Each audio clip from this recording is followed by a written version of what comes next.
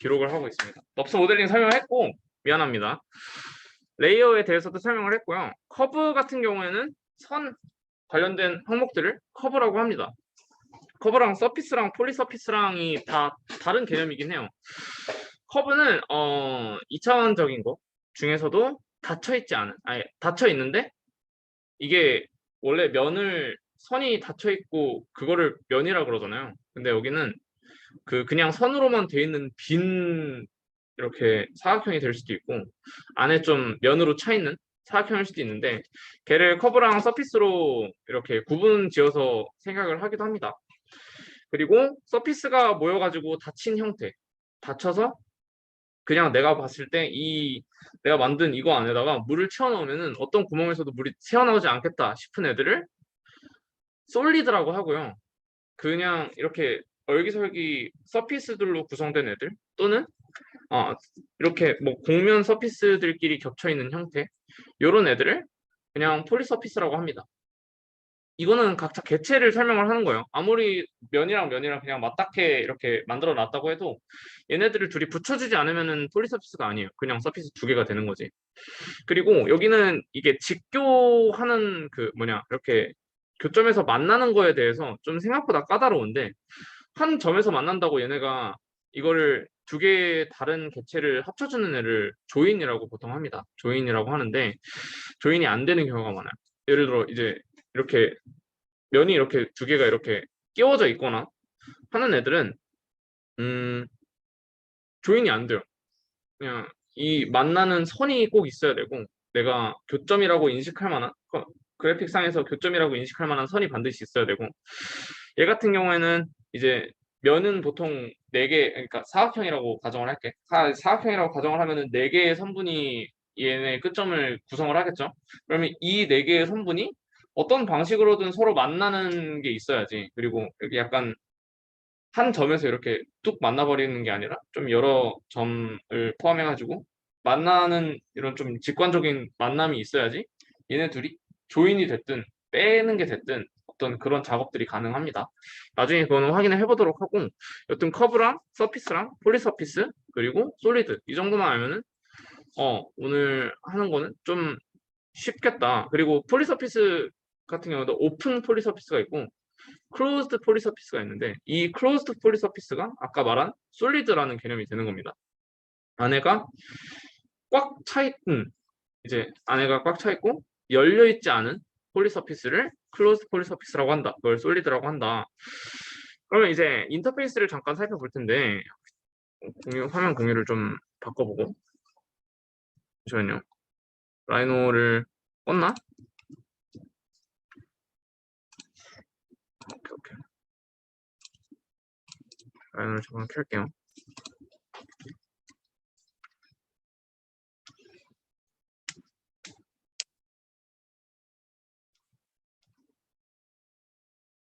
라이노 다 켜져 있죠? 다. 여기 보면은 화면 구성이 거의 다 비슷합니다. 여러분 VD를 깔아 놓지를 않았을 거라고 생각을 하기 때문에 이 화면을 공유를 하는 게 낫겠다. 너는 좀 없어지면 안 되겠니? 여기다 그냥 해놓을게요. 그러니까 이런 화면이 보일 겁니다. 4분할로 나눠진 화면이 보일 텐데 요거를 어떻게 화면을 오른쪽으로 옮길 순 없나? 잠시만.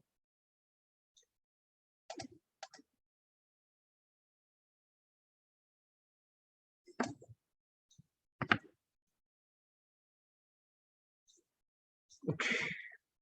얘네 오른쪽에 이렇게 나와 있는 이런 애들 보일 겁니다. 오른쪽에 보이나요? 프로퍼티스 레이어 이렇게 돼 있는 게 있어요. 본인들 화면 오른쪽에 지금은 뭐 웰컴 투 라이노 이렇게 돼 있을지 모르겠는데 여기 끝쪽 당겨가지고 이렇게 가져올 수 있거든요. 이거 선 이렇게 클릭해가지고 좀 원하는 사이즈대로 키워놓고 옆에 보면은 properties, layer, 뭐 렌더러, material, library 이런 식으로 나와요.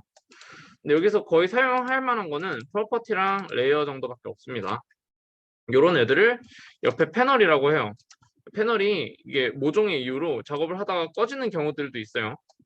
작업을 하다가 꺼지는 경우가 있는데 아니면 막 이런 식으로 확장이 되거나 얘 이렇게 옮겨가지고 위치 알아서 설정을 해줄 수도 있거든요.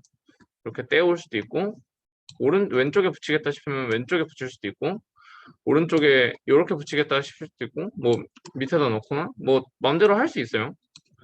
그래서 이런 애들은 이렇게 움직일 수 있다는 거 저는 이렇게 사용을 합니다. 야, 얘네를 패널이라고 하고 그 나중에 패널 수업할 때 그 패널은 이랑은 좀 다릅니다. 이게 만약에 꺼졌다 하면은 위에 보면은 파일, 에디트, 뷰, 커브 어쩌고저쩌고 있죠. 여기 패널에서 이거 켜주시면 돼요. 레이어랑 오브젝트 프로퍼티스 켜주면 돼요. 이거 끄면은 없어지거든요. 이렇게 아까 그 창에서 위에서 그런 거 없어지니까 나중에 없어졌다 싶으면은 프로퍼티랑 레이어 켜주고 해주면 됩니다. 그리고 순서 같은 경우에도 그냥 직관적으로 이렇게 앞으로 바꿔주면 됩니다. 그리고 밑에 보면은 이게 스냅이라고 있어요. 스냅. 밑에 저랑 좀 다르게 돼 있을 건데 어떻게 다르냐면 그냥 아무렇게나 렉탱글 한번 만들어 볼게요. 여기 왼쪽에 보면은 이거 렉탱글 있거든요. 여기 왼쪽 저 툴바 보면은 왼쪽에 그거 없나? 요거 여기서 그냥 렉탱글 아무렇게나 화면에 한번 만들어 볼게요. 요거 4개로 분할되어 있는 거 더블 클릭하면 되거든요. 퍼스펙티브라고 되어 있는 거 그냥 더블 클릭해서 화면 좀 키워줄게요. 안 되면 그냥 바로 하세요 그냥. 하세요 그냥. 알아서 찾아가겠습니다.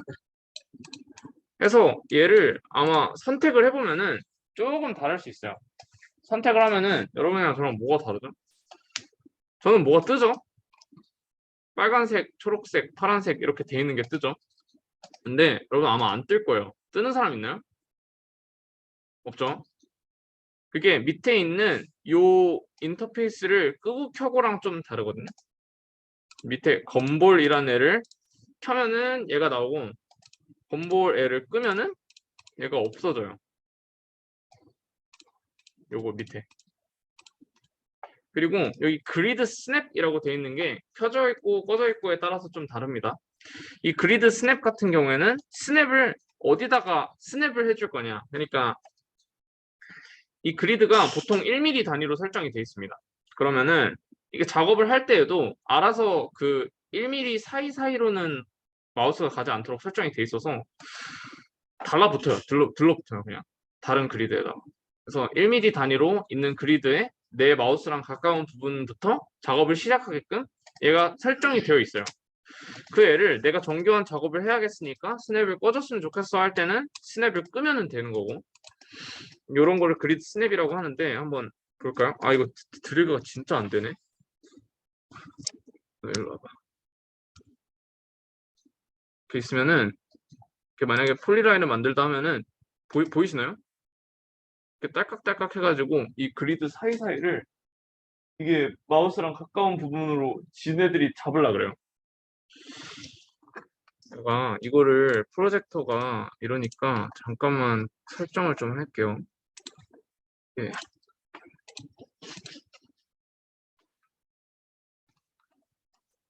그리드를 안 보이네 얘가.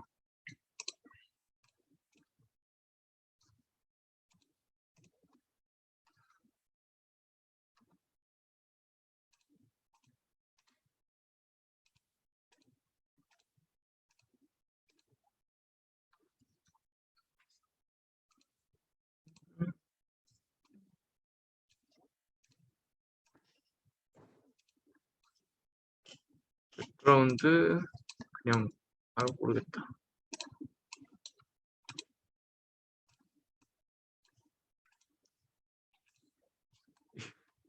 이러면 좀 보이겠죠? 이거를 만약에 이렇게 작업을 하려고 치면은 이런 식으로 딸깍딸깍 달라붙어요. 얘를 그리드라고 합니다.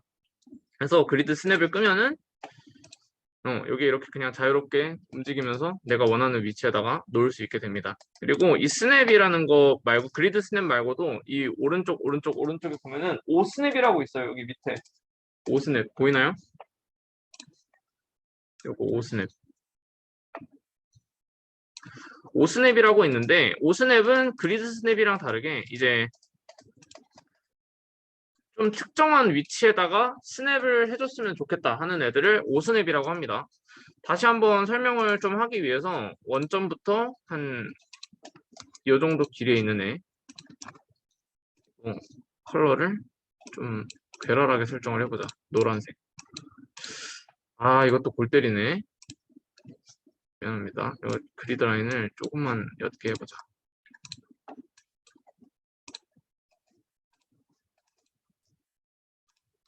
그리고 정렬의 빨간색 가자. 요 애가 있다고 쳐요. 요 아이. 얘 잠깐만. 무브. 여기. 이 친구입니다. 이 친구. 이 친구가 있다고 치면은 내가 어떤 작업을 해주고 싶어. 예를 들어 선을 하나 더 만들고 싶은데 이 얘를 기준으로 만들고 싶으면은 오스냅을 켜준 상태에서 저 같은 경우에는 밑에 막 체크가 막 돼 있죠. 엔드, 니어, 포인트, 미드, 인트 막 이런 식으로 체크가 돼 있습니다. 밑에 아마 본인이 나중에 하다가 필요한 부분에 해주면 되는데 엔드 같은 경우에는 어떤 객체들마다 끝점이 또 스냅의 중심이 되는 거예요. 이렇게 딱 대보면은 엔드, 인트 라면서 밑에 이렇게 박스로 보여줍니다. 밑에 박스로 보여주는데 이거는 개체의 끝점이랑 너가 뭐 스냅을 할 거냐 라는 뜻이고 미드는 중점이겠죠. 센터 같은 경우랑 인트는 INT는 인티메트 그냥 만나는 점이에요. 그냥 거의 교점. 좀 직관적인 교점 부분에 너가 작업을 시작을 할 거냐라고 물어보는 거. 그리고 포인트 같은 경우는 점. 이게 점 개체들도 막 만들 수 있거든요. 이런 식으로 점을 이렇게 딱 만들면은 요 점에다가 너가 스냅을 할 거냐. 포인트. 이렇게 뜨거든요. 그래서 오스냅 같은 경우에는 좀 직관적으로 이미 있는 개체를 기준으로 어떤 특정 점에서 작업을 시작할 때 어떤 점에서 작업을 할 건지를 정해주는 앱니다. 그래서 엔드 포인트가 될 수 있고 그냥 점이 될 수 있고 미드 포인트 그 개체의 중심점이 될 수도 있고 교점들이 될 수도 있고 그래서 이런 인터페이스들을 갖고 있다. 그리고 건볼 같은 경우에는 아까 말씀드렸듯이 그 아까 빨간색, 초록색, 파란색으로 뭐 되게 특이하게 생긴 뭔가가 나오죠. 그거는 파트 2에서 일단 다루게 되긴 할 텐데 그런 애들도 있다. 그리고 여기 위에 파일이랑 에딧 이런 거 보면은 여기 프로퍼티스 창이 있습니다. 여기서 이제 설정을 좀 해볼 건데 그냥 간단한 인터페이스들은 이래요. 일단 마우스 조작법이랑 이런 거는 굉장히 직관적입니다. 드래그를 하면은 줌인, 줌아웃이 돼요. 그리고 오른쪽, 왼쪽으로 드래그를 하면은 어떤 게 다르냐? 예를 들어 내가 개체들이 이렇게 있어. 개체들이 막 이렇게 있어. 얘네 다 어떻게 서피스로 만들어줄 순 없겠니? 얘를 드래그를 해가지고 선택을 한다 쳤을 때 요 네 개를 미치겠네. 이건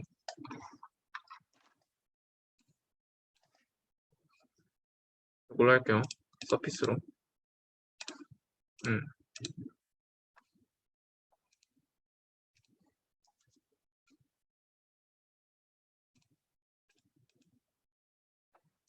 그냥 보기 쉽게 하는 거니까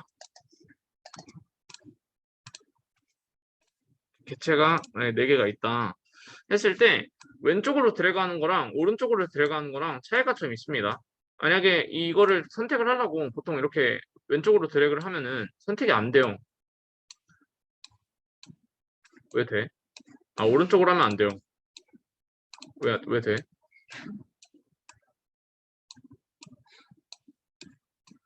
오른쪽이 그러다. 오른쪽으로 이렇게 드래그를 하면은 이 개체가 전부 포함됐을 때 선택이 돼요. 왼쪽으로 하면은 조금만 포함돼도 됩니다. 이거 캐드랑 똑같아요. 그리고 그냥 윈도우스 인터페이스랑 똑같습니다. 그래가지고 마우스로 선택을 할 때 왼쪽은 그냥 조금만 다 있어도 다 선택된다. 오른쪽의 경우에는 다 포함돼야지 선택이 된다. 그냥 마우스가 이 위에 있으니까 잡혔던 것 같고 드래그 할 때는 그렇고 마우스 이제 왼쪽으로 이동을 할 때는 왼쪽은 이게 손 모양이 나옵니다. 손 모양이 나와가지고 이렇게 돌릴 때 잡고 돌릴 때 사용을 하고, 이게 줌하고 돌리고 하는 거 보통 사용할 텐데, Shift를 누른 상태에서 우클릭을 하고 이렇게 잡으면은 그 지점을 잡고 움직여요. 그러니까 이렇게 화면 전체를 잡고 움직여 버립니다. 컨트롤을 누르고 우클릭을 하면은 줌인 줌아웃의 정도를 좀 더 정교하게 설정해 줄 수 있습니다. 마우스 활용법은 이 정도 아시면 될 것 같아요. 그래서 내가 이 친구를 기준으로 얘를 줌인을 좀 하고 싶다. 저 같은 경우는 그냥 커널십을 해버리겠지만, 이렇게 딱 시프트 우클릭으로 오늘 위치를 조정해주고, 줌인 줌아웃은 일단 마우스로 조금 딸깍딸깍 해주다가 좀 자세하게 필요할 때는 이렇게 잡으면서 이동을 하게 되겠다. 그리고 오른쪽 클릭을 해가지고 돌려볼 수 있고, 뭐 그렇게 됩니다. 이게 기본적인 마우스 인터페이스라고 할 수 있겠고, 명령어를 치는 것도 인터페이스겠죠. 위에 보면은 커맨드라고 딸깍딸깍 하는 게 보여요. 여기다가 그냥 박스라고 쳐보세요. 박스라고 만약에 명령어를 친다 하면은 박스를 만들어주겠다는 소리입니다. 그래서 지금 보면은 그냥 바닥이 될 만한 렉탱글을 하나 그려주고 높이를 설정하고가 박스의 기본적인 메커니즘이기 때문에, 박스 명령어의 기본적인 메커니즘이기 때문에 여기 위에다가 이렇게 박스라고 명령어를 쳐주면은 그 명령어가 실행이 그대로 됩니다. 이거는 그냥 엔터 없는 파이썬이라고 생각하시면 좀 편합니다.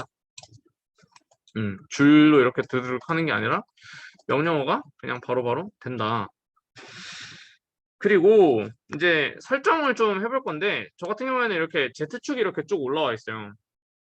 여러분은 이제 X축이랑 Y축만 나와 있겠죠. 그리고 저랑 그리드 색깔이 좀 다를 겁니다.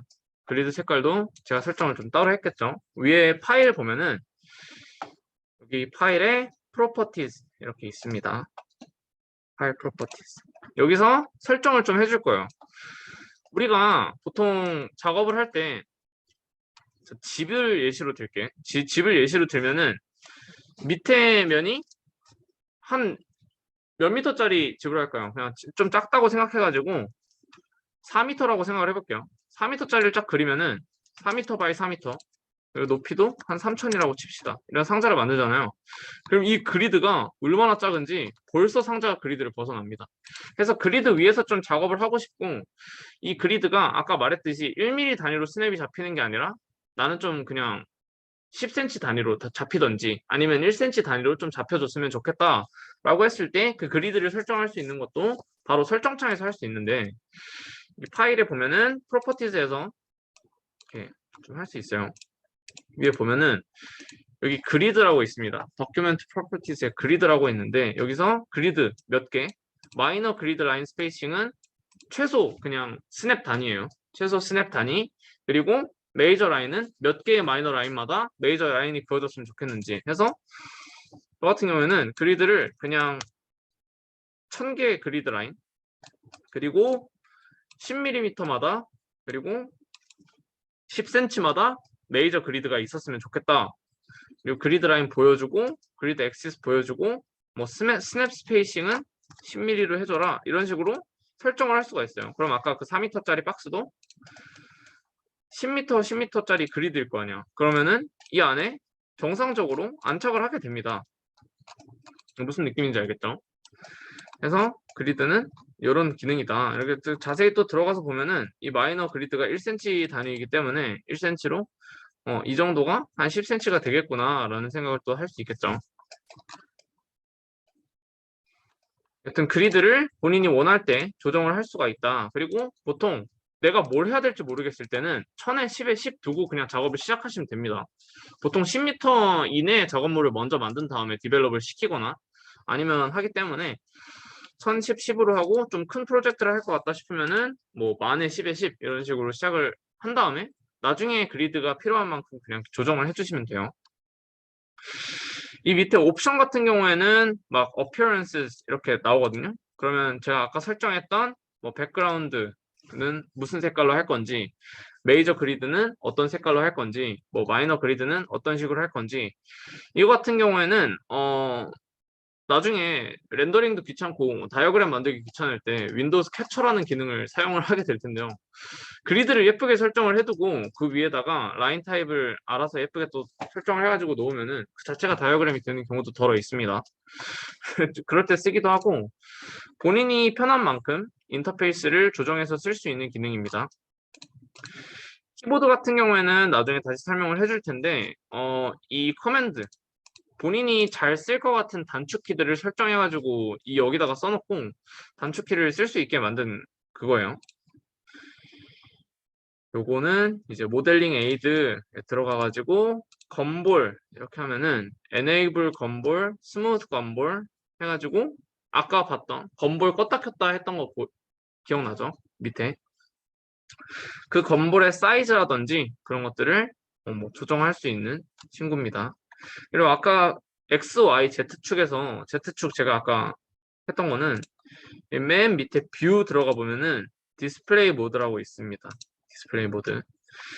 디스플레이 모드에 와이어프레임부터 V-Ray 인터랙티브. 지금 V-Ray 인터랙티브가 아마 없을 텐데 여기까지 이렇게 오른쪽 이렇게 화살표 눌러가지고 열어보면은 디스플레이 모드들이 쭉 나오잖아요. 여기서 보통 이제 퍼스펙티브에서는 고스티드를 많이 씁니다. 고스티드 뷰를 많이 쓰는데 고스티드에 뚝 들어가가지고 열어가지고 쭉 보면은 막 설정을 할 수 있는 게 있어요. 쇼 아이소 커브, 라이트 오브젝트 막 이런 식으로 보입니다. 여기서 화살표 눌러서 첫 번째 파란색으로 그리드라고 되어 있는 거 보면은 쇼 Z 엑시스라는 게 있어요. 그래서 쇼 Z 엑시스 웬만하면 켜주는 거를 추천을 합니다. 혹시 본인이 하다가 어디인지 모르겠다 아니면은 지금 뭐 하고 있는지 모르겠다 싶으면은 바로 말씀을 해주세요. 그냥 이게 다 따라하고 있는 것 같은데 어디 있는지 좀 찾아봐야겠다 하면서 그냥 수업 시간처럼 진행 안 할 테니까 혹시 하다가 아니면은 본인이 진행을 하다가 중간에 이건 뭐냐 저건 뭐냐 싶은 게 있으면은 말씀해 주세요. 그대로 답변 드리겠습니다. 그래서 Z 엑시스를 켜고 이 고스티드 뷰라는 건 뭐냐 이 뷰 포인트들을 좀 알려드릴 텐데 보통 이렇게 박스를 만들면은 와이어프레임 상태에서는 이런 외곽선만 보여주게 됩니다. 작업 화면에서 외곽선만 보여주고 쉐이디드는 좀 약간 구린 쉐이딩 이펙트가 들어가긴 했지만 뒷면은 안 보여줘요.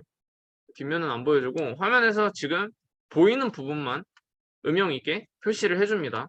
해가지고 박스를 예를 들어 가지고 몇 개가 이렇게 있다. 이런 식으로 있다. 했을 때 겹쳐 있으면은 겹친 부분의 뒷면은 안 보여주는 이런 게 쉐이디. 그리고 렌더드는 얘를 렌더링 된 상태로 보여줍니다. 이게 렌더링이 아니에요.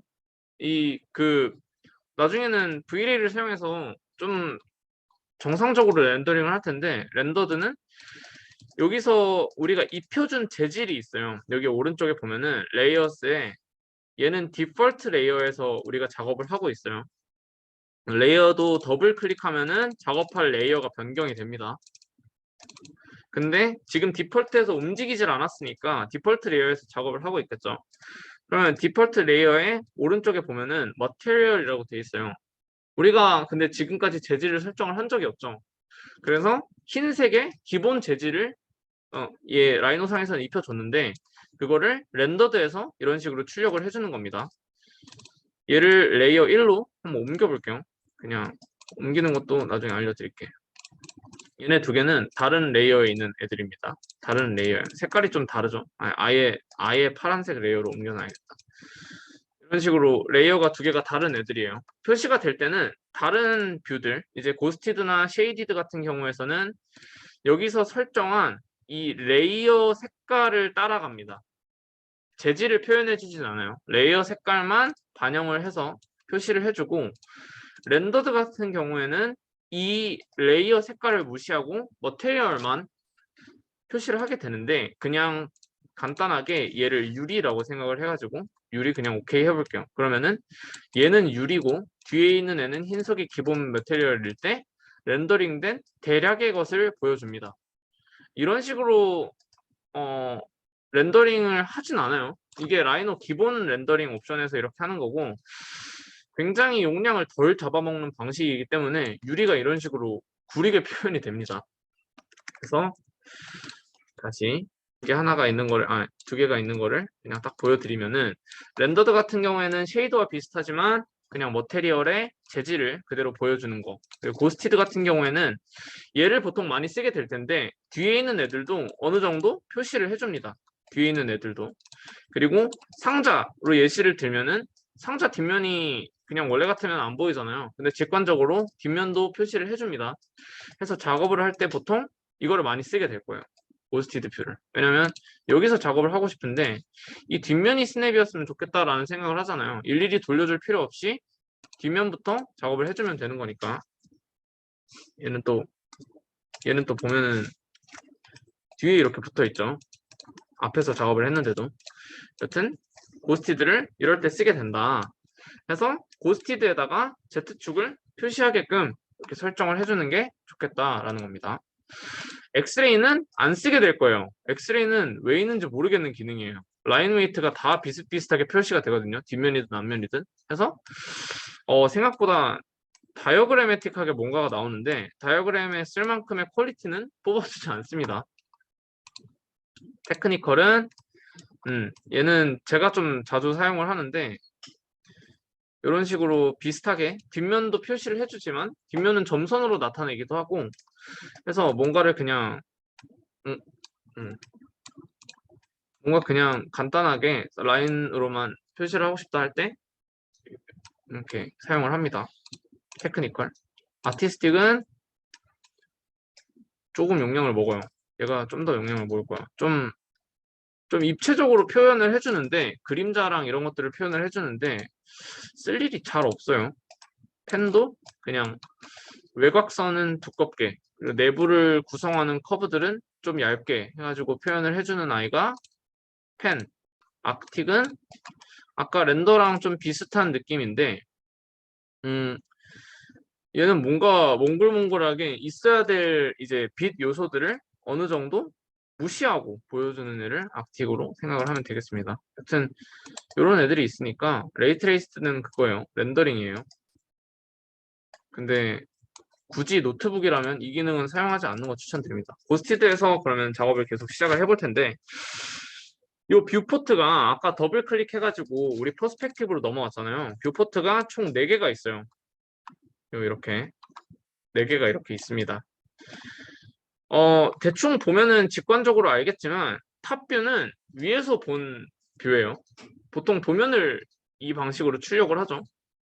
그리고 오른쪽에 퍼스펙티브는 요거 그냥 우리가 작업할 때 이제 돌려보고 그냥 3디멘셔널하게 볼 수 있게끔 만들어준 아이. 프런트는 전면부에서 보냅니다. 여기 보면은 XZ축을 C플레인으로 볼 수 있게끔 돼 있죠. XZ축을 보고 있다라는 뜻이에요. 앞면에서. 라이트는 오른쪽에서 본 모습이 될 텐데 얘는 뭐 엘리베이션이 되겠죠. 굳이 따지자면 입면이니까. 그래서 Z, Y, YZ 평면 쪽으로 우리가 이 개체들을 보고 있다라는 뜻입니다. 뷰포트끼리 넘어갈 때는 더블 클릭으로 넘어갈 수도 있고 컨트롤 F1, 2, 3, 4로도 넘어갈 수 있어요. 그래서 보통 컨트롤 F1이랑 F4를 막 이렇게 넘어가면서 많이 보게 될 텐데 그냥 이 정도 단축키가 있다 생각을 해주고 얘네 이제 오른쪽에 있는 작은 화살표 눌러보면은 아까 보여줬죠? 와이어프레임이랑 쉐이디드 이런 거 이렇게 할 수 있는데 밑에 보면은 뷰를 또 이렇게 설정을 할 수가 있어요. 이 4개가 이 4개의 뷰 포트라고 하거든요. 하나하나를 4개를 하나하나의 뷰 포트라고 하는데 이 뷰 포트가 라이노에서 기본적으로 4개로 설정을 해줍니다. 라이노에서 기본적으로 4개를 설정을 해주는데 그거 외에도 다른 뷰 포트들을 설정을 해줄 수가 있어요. 뷰를 설정을 해줄 수 있는데 예를 들면은 투 포인트 퍼스펙티브 이점 투시죠. 이점 투시의 경우에는 이 Z축은 완벽하게 Z축으로 표시가 됩니다. 해서 일직선이죠. 안 돌아간 그 상태 그대로죠. 해서 왜곡이 좀 발생을 해요. 그러니까 왜곡을 좀 심하게 볼 수 있는 거는 이런 이점 투시를 이딴 식으로 만들진 않을 거다니. 그래서 이렇게 왜곡이 좀 심하게 발생을 합니다. 이점 투시. 대신에 이제 I 레벨에서 뭔가 건축물을 볼 때 이런 이점 투시를 활용할 수는 있겠죠. I 레벨에서 볼 때는 이점 투시를 좀 활용을 한다. 그리고 아이소메트릭은 이제 같은 길이는 같게 출력하겠다라는 뜻이에요. 원근은 무시해버리겠다. 원근을 그냥 노스트 이스트 방향으로 딱 보면은 얘가 앞에 있는 거랑 뒤에 있는 거랑 그냥 같은 길이면 같은 길이로 출력을 해버립니다. 해가지고 나중에 그냥 시메트릭 뷰로 뭔가 다이어그램을 만든다든지 할 때 사용되는 게 이 아이소메트리라고 할 수 있어요. 이건 뚜렷이 앞뒤가 있는데도 뒤에 있는 애랑 앞에 있는 애랑 똑같이 출력이 되죠. 그래서 각자의 뷰 포트를 다르게 설정을 해줄 수 있습니다. 이런 식으로 얘는 퍼스펙티브로 보고 얘는 패러렐로 보고 세 번째는 투 포인트 퍼스펙티브로 보고 해서 각자 다 그냥 맘대로 이렇게 설정을 할 수 있거든요. 근데 이렇게 하다가 작업물을 그냥 처음부터 좀 프레시하게 보고 싶다. 그리고 뷰포트를 아예 초기화를 하고 싶다 하면은 위에 이제 요 툴바가 있거든요. 요게 아마 여러분은 위로 가 있을 거야. 이런 식으로 붙어 있을 겁니다. 이런 식으로. 이렇게 붙어 있죠. 맨 위에. 스탠더드에 여기 for viewports 이렇게 돼 있어요. 보이나요? 여기. 위에. 요거 이렇게 더블 클릭하잖아요. 그러면 아예 처음으로 돌아옵니다. 처음에 작업 시작했을 때 그때로 돌아옵니다. 해서 그냥 작업 바탕 잃었다 원점으로 모두 다 돌려놓고 싶다 했을 때 이 사각형 있는데 그냥 더블 클릭해주면은 처음으로 다시 돌아옵니다. 대신 세팅을 해놨던 이 뷰 얘네들은 남아있어요. 얘네들만 남아있는 상태로 뷰 포트 뷰들만 이렇게 리셋을 해준다 라는 거 해서 뷰 포트 옮겨 다니고 작업하는 거 여기서 확인을 하시면 됩니다. 그리고 왼쪽에 보면은 우리 막 아이콘들이 여러 개 있죠. 얘네들로 그냥 원하는 거 막 만들 수 있는 애들이에요. 그러니까 여기 그냥 이렇게 보면은 실린더 이렇게 만들 수 있죠. 여기서 그냥 이렇게 해가지고 우 하면은 실린더 만들어지고 이런 원리입니다. 그리고 각자를 다른 레이어에서 실행을 할 수가 있겠죠. 레이어 같은 경우도 더블 클릭으로 옮겨 다닐 수가 있고 위에 이제 뉴 레이어, 뉴 서브 레이어, 딜리트 레이어 이런 식으로 있는데 이걸로 레이어를 추가하고 얘를 뭐 중심선 이런 식으로 네이밍을 한 다음에 여기에서 뭐 중심선을 작업을 한 다음에 다음 레이어인 벽선 해가지고 벽선에서 2차 작업을 해주고 할 수 있는 아입니다. 그래서 각자 레이어에서 작업을 요 왼쪽에 있는 아이들과 명령어로 할 수 있다. 이게 라이노의 기본적인 인터페이스가 되겠습니다. 여기까지 혹시 질문사항 있을까요? 오케이. 그러면은 간단하게 그냥 단축 키들만 몇 개 알아보고 다음부터는 이제 명령어들, 각자의 명령어들을 어떤 식으로 활용을 할 수 있는지 어떤 것들이 있는지를 알아볼 텐데 일단 컨트롤 Z, 컨트롤 Y입니다. 컨트롤 Z, 컨트롤 Y는 다른 툴들 사용해 보신 분들이라고 생각을 해봤을 때 다 좀 직관적으로 알 수 있는 애들인데 컨트롤 Z는 뒤로 가기고 컨트롤 Y는 다시 실행입니다. 그래서 컨트롤 Z 하면은 제가 없앴던 애들이 다시 나오겠죠. 뒤로 가기니까. 그리고 다시 실행하면 없어집니다. 굉장히 깔끔한 명령어예요. 내가 뭔가 박스를 만들었다가 박스 잘못 만들었어. 컨트롤 Z 때리면 됩니다. 대신에 점 하나 단위로 뒤로 가기가 아니라 전체 그냥 그 명령어 자체를 취소해버리는 거기 때문에 그것만 염두에 두시면 될 것 같습니다. 이렇게 컨트롤 Z, 컨트롤 Y, 그리고 아까 뷰포트 옮기는 거 말씀드렸죠. 컨트롤 F1, F4 이 정도만 알고 있으면은 탑뷰랑 왔다 갔다 할 수 있다. 우리가 인면을 확인하면서 뭔가를 할 일은 없기 때문에. 그리고 하다 보면은 같은 명령어를 계속 활용할 때가 있어요. 그때 스페이스바 씁니다. 스페이스바. 예를 들어 명령어 하나만 먼저 알려드리고 갈게요. 렉탱글을 만들었어. 렉탱글을 만들어가지고 얘를 일정한 거리만큼 떼가지고 복제본을 만들겠다. 예를 들어 안쪽으로 100만큼 아니면 바깥쪽으로 100만큼을 떼가지고 만들겠다라는 명령어가 오프셋입니다. 오프셋이라는 명령어를 치면은 지금 디스턴스가 2000으로 설정되어 있는데 100이라고 할게요. 그러면은 제가 선택한 거를 기준으로 안쪽으로 100이든 바깥쪽으로 100이든 이렇게 설정을 할 수가 있잖아요. 요 애를 짤깍 하면은 100만큼 이렇게 떨어진 무언가가 이렇게 나와요. 근데 얘를 계속 오프셋을 해야 돼. 거의 계단인데 좀 비정형이라 좀 통제를 갖고 몇 개의 계단이 있든 이렇게 좀 직접 하고 싶다라고 했을 때 그냥 스페이스바를 눌러가지고 계속 이렇게 하시면 돼요. 스페이스바는 같은 명령어를 말하는 거니까. 그리고 스페이스바가 엔터 역할도 하기 때문에 그냥 누르고 클릭을 할 필요도 없이 그냥 누르고 스페이스 누르고 클릭 누르고 클릭 누르고 클릭 이렇게 해주시면 됩니다. 그냥 같은 명령어를 치는 키라는 거. 딜리트 같은 경우에는 뭐 딜리트 키 누르던지 아니면 백스페이스 빡 눌러주면은 딜리트가 됩니다. 저 만들고 딜리트 하는 거는 이렇게 알아주시면 될 것 같습니다. 여기까지 기본 인터페이스랑 라이노에서 쓰이는 기본 명령어들을 좀 알아봤는데 생각보다 간단하죠. 이제 뭔가를 그냥 만들 수만 있으면 라이노는 사실 다 한 겁니다. 해서 지금 이제 오늘 강의랑 수요일에 있을 강의랑 그 그냥 내용 구성을 그냥 간단하게 말해주자면 오늘 같은 경우에는 그 기본적인 명령어들 그리고 어떤 식으로 개체를 만들고 조작할 수 있는지를 기반으로 설명을 드릴 거고 그 와중에 이제 단축키들을 설정을 좀 할 겁니다.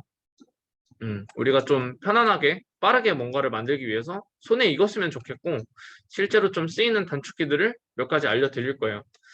훨씬 작업 속도 빨라질 테니까 처음부터 그냥 이런 단축키들이 있구나를 좀 인지를 하고 가면 편하게 작업할 수 있을 것 같습니다. 그리고 수요일 같은 경우에는 라이노를 제가 처음에 넙스 모델링이라고 소개를 하면서 그래서 비스플라인은 대체 뭐냐라는 소리는 하나도 안 했습니다. 비스플라인에 대한 얘기를 바탕으로 곡면 모델링은 어떤 식으로 되는지 그리고 곡면 모델링에 있어서 가장 중요한 개념인 차수에 대해서 알아볼 겁니다. 차수는 여기서는 이제 degree라고 하거든요. 그래서 뭐 U 카운트, V 카운트를 설정을 해서 뭐 차수에 맞게 곡면을 만들고 곡면을 조작할 수 있는 방법도 수요일 날 말씀드릴 예정이고 또 그와 더불어 가지고 라이노 6 이상의 버전부터는 그래스호퍼라는 기능이 내장이 되어 있습니다. 아무도 이걸 공부를 하려고는 하진 않아요. 왜냐면 생각보다 엄청 복잡한 기능이기 때문에. 하지만 그래스호퍼의 아주 간단한 예제 한 개를 이제 그 그래스호퍼의 구동 방식이랑 같이 설명을 드리면서 이런 식으로 좀 뭔가를 편하게 할 수도 있고 아니면 뭔가 비정형의 것을 통제를 가지면서 만들 수 있구나를 설명을 드릴 예정이에요. 수요일은. 그래서 오늘은 간단하게 그냥 이런저런 명령어들 내 컴퓨터 상에서 좀 실험을 해보고 그냥 만들어 보면서 좀 재밌게 배워갔으면 좋겠다는 생각입니다. 일단 파트 1이랑 파트 2를 나눠가지고 진행을 하려고 했고 파트 1 같은 경우에는 되게 단순한 명령어들을 알려드리려고 했거든요. 근데 아마 4시쯤에는 이게 수업이 마무리가 되는 게 좋을 것 같아서 그냥 진행을 할게요. 혹시 좀 쉬고 가자 하는 사람 있을까요? 아니면 뭐 커피라도 한 잔씩 사드릴까요? 이거 제가 오늘 좀 너무 늦게 와가지고 스타벅스 딜리버리를 한번 때려보겠습니다.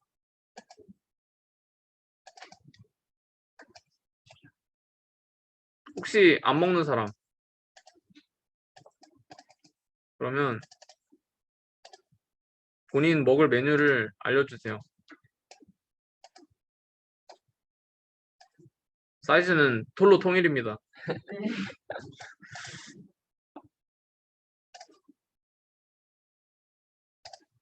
뭐 먹죠? 우리 시계 방향으로 말합시다.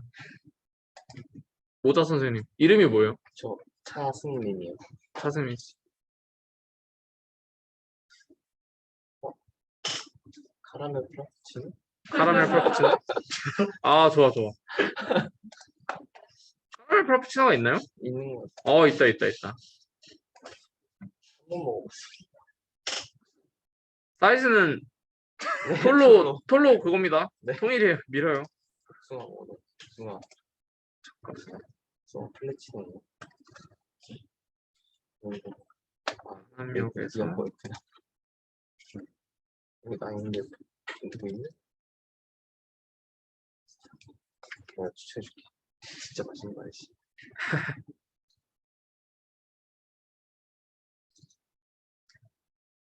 안암역에 있네. 있잖아.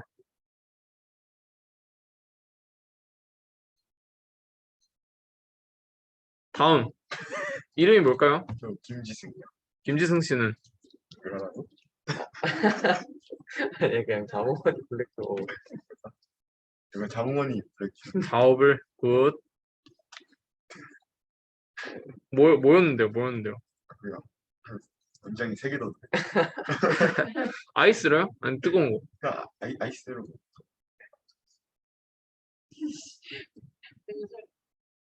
다음 이름이 뭐죠? 장희정. 장희정 씨? 어떤 걸로? 저는 자업을 굿. 아이스로요? 네. 오케이. 다음 그 시계 방향 선생님? 저 이서연입니다. 네네네. 저도 작업을요. 자업을 아이스요? 네. 오케이. 다음 선생님은 저 유승민. 네. 카페라. 라떼 굿. 네. 라떼는 말이야. 미안합니다.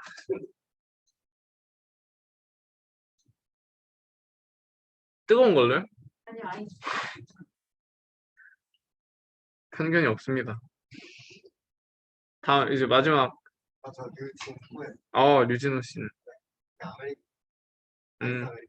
아이스 아메리카노.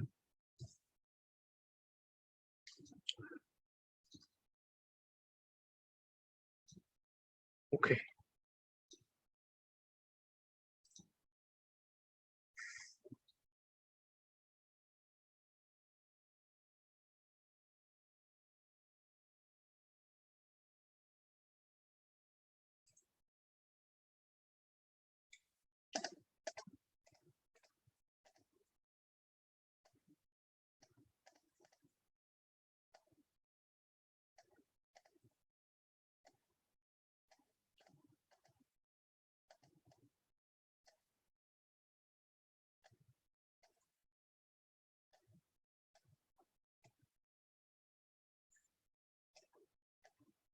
공학관 7층.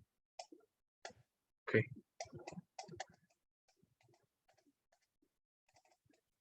자, 이제 명령어를 좀 알아볼까요? 이것도 Z축이 안 생겨요.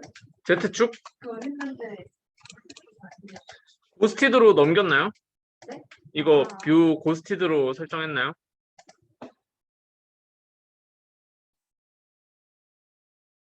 요거 파일에 프로퍼티스 들어가가지고 그러네요. 네네네 아마 그것 때문일 겁니다. 감사합니다. 그래요.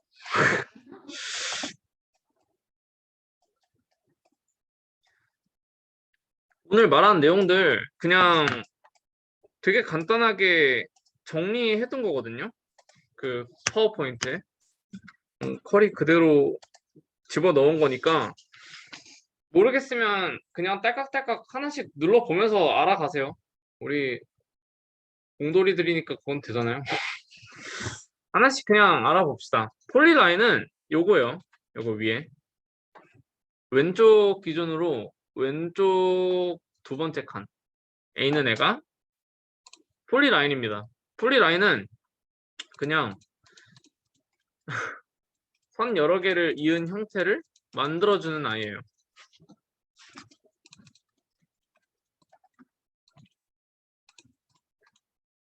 계속 누르면은 계속 나오는데 이거 스페이스바 누르면 끊깁니다. 그리고 얘를 프로퍼티스에 가서 보면은 오픈 커브라고 나올 거예요. 각자의 개체는 여기 오른쪽에 프로퍼티 패널에 보면은 어떤 거다라는 설명이 나와 있어요. 오브젝트, 그러니까 제가 방금 만든 이 아이는 레이어 1에 생성된 오픈 커브 오브젝트예요. 한 개의 오브젝트라고 할 수 있겠죠.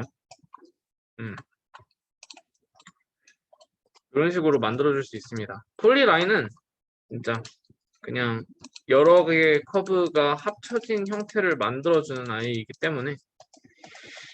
그리고 폴리라인에서 첫 번째 좀 설명드릴 게, 폴리라인의 시작점을 원점으로 만들어서 좀 하고 싶다 했을 때 이렇게 start of polyline 이렇게 나오는데 0을 치고 엔터를 누르면은 원점에서부터 시작이 됩니다. 그리고 다른 툴들과 마찬가지로 Shift를 누른 상태에서 움직이면 직각 단위로 이제 스냅이 잡혀요. 각으로 스냅이 잡혀요. 그래서 90도 단위로 이렇게 만들 수 있다. 그리고 만약에 폴리라인 같은 경우에도 각도뿐만 아니라 이제 길이를 좀 설정을 해주고 싶다라고 하시면 길이를 써주시면 돼요. 방금 원점을 시작점으로 잡았고 길이가 1000인 애를 만들어 보겠습니다. 1000을 위에다 쓰고 엔터를 누르면 길이가 1000으로 고정된 상태로 움직이게 됩니다. 어디로 찍더라도 만약에 이 부분을 찍었어요. 그래도 1000어치만 입력이 됩니다. 이 길이는 1000이 돼요. 오케이? 그리고 아까와 마찬가지로 스페이스바를 누르면 끊기는데 명령어에만 해당되는 기능이기 때문에 만약에 1000 계속 하고 싶다 하시면은 1000을 계속 입력은 해주셔야 됩니다. 어쩔 수 없어요.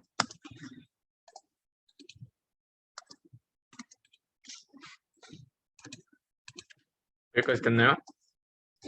계속 할 수 있어요. 그냥 폴리라인 했을 때 뭐 이쪽은 1000, 여기는 1200, 여기는 뭐 1300 이런 식으로 계속 만들어줄 수 있어요.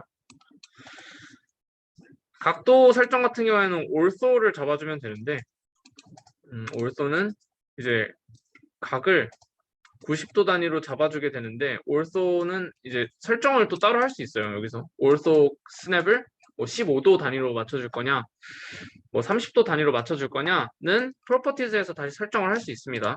그래서 올소는 보통 끄고 하니까 우리는 그냥 끄고 하겠습니다. 다음은 플레인인데 아까 이제 렉탱글을 만들던지 폴리라인을 만들 때도 폴리라인 끝점을 이렇게 딱 잡아서 만들더라도 얘는 클로즈드 커버가 될 뿐이지 서피스가 안 되거든요. 근데 플레인 같은 경우에는 플레인 전에 렉탱글을 먼저 설명합시다. 렉탱글은 너무 쉽죠? 무슨 기능일까? 직사각형을 만드는 애입니다. 직사각형을 만드는 애인데 아마 렉탱글 명령어를 치면은 이런 식으로 그냥 마우스 가는 위치에 이렇게 찍게끔 만들어질 거예요. 길이 설정을 할 수가 없는 것처럼 보이는데 위에 보면은 3포인트, 라운디드 이런 식으로 돼 있어요. 이 3포인트 딱 눌러주면은 아까 폴리라인이랑 비슷하게 됩니다. 폴리라인이랑 비슷하게 되고 첫 번째 변의 길이를 입력해 달라고 1000 하면은 첫 번째 변의 길이와 첫 번째 변의 뭐 방향 이거를 설정을 할 수가 있고 누르면은 1000 그리고 설정한 방향대로 나오고 다음 이제 너비를 입력을 해주면 되는 그런 방식입니다. 그리고 이 친구도 꽤나 편견이 없어서 그냥 직관적으로 평면상에서 작업되는 게 아니라 제 사이 직관적으로 평면상에서 작업되는 게 아니라 그냥 되게 공간상에서 작업을 해줘요. 그래서 평면상에서 작업이 됐는지 꼭 라이트나 레프트 여기 프런트나 라이트에서 한 번씩 확인을 하고 가시면 되겠습니다. 렉탱글이랑 플레인 다른 거를 설명을 해드리려고 그랬죠. 렉탱글은 이거고 플레인은 렉탱글이랑 똑같아요. 구동 방식 자체는 똑같은데 얘는 서피스입니다.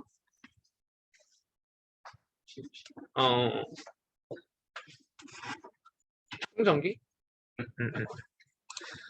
플레인은 서피스고 얘는 커브가 되겠죠. 그래서 그 두 개가 다르다. 두 개는 다른 타입을 갖고 있는 거기 때문에 생각보다 둘을 함께 작업하기가 애매해요. 서피스 같은 경우에는 둘이 붙는데 서피스랑 커브는 맘나게 설정을 해줘도 붙진 않습니다. 그러니까 둘이 하나가 되진 않아요. 무브 같은 경우에는 움직이는 건데 사실 이거 하나를 그냥 딱 설정한 다음에 마우스로 이렇게 잡고 이렇게 드래그를 해도 움직여지긴 합니다. 근데 어떤 점을 기준으로 어떤 점까지 이동을 했으면 좋겠다 할 때는 무브를 쓰게 되는데 M만 써도 자동 완성이 되긴 하거든요. M을 딱 누르고 이 끝점을 원점으로 옮기고 싶다 했을 때 그런 걸 사용을 합니다. 끝점이나 아까 스냅 5스냅을 해놨으니까 이 중간점을 원점으로 이렇게 옮겨주고 싶다라든지 할 때 이렇게 활용을 합니다. M 찍고 뭐 본인이 원하는 스냅 포인트를 찍고 0 눌러주면은 움직이게 되는 그런 원리예요. 오케이? 이게 생각보다 그냥 단순하고 직관적인 인터페이스긴 한데 이 무브도 생각보다 되게 유용해요. 그냥 원점 기준으로 얼만큼 이동시켰으면 좋겠다, 어느 방향으로 어떻게 이동시켰으면 좋겠다 할 때 많이 쓰이니까 나중에 그냥 본인 하다 보면은 무브를 쓸 일이 꽤나 많을 겁니다. 카피는 무브랑 똑같아요. 무브랑 똑같은데 카피는 이제 기준점이랑 복사할 점을 설정을 해주는 겁니다. 예를 들어 이 점을 기준으로 여기에다 새로운 걸 하나 덧붙이고 싶다 했을 때 이 점을 기준으로 이 점에다가 복사를 해줘라. 엔터 누르면 작업물이 생깁니다. 커피. 단순하죠? 여기까지는 어려운 게 없죠? 어려우면 이상한 사람입니다. 커피. 로테이트는 돌리는 애입니다. 오브젝트, 돌릴 개체 선택해주고 센터 오브 로테이션, 어디를 기준으로 돌릴 거냐, 그리고 첫 번째 레퍼런스 포인트, 이 점 레퍼런스 포인트를 기준으로 어떻게 돌려줄 거냐, 몇 도 돌려줄 거냐, 돌려주는 것도 각도 입력하면은 그만큼 돌려줍니다.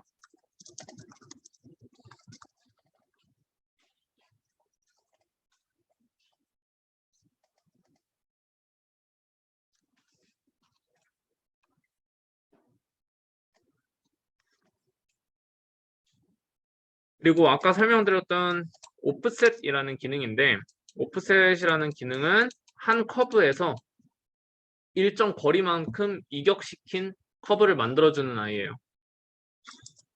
오프셋의 경우에는 여기 이제 디스턴스를 설정을 할 수가 있고 얘네가 닫힌 애냐 캡을 해줄 거냐 아니면은 그냥 커브 4개로 흩어줄 거냐 뭐 이런 거를 설정을 할 수가 있는데 한번 해볼까요?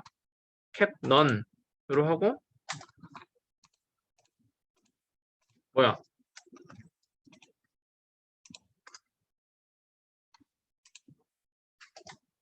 코너 샤프 캡 플랫 라운드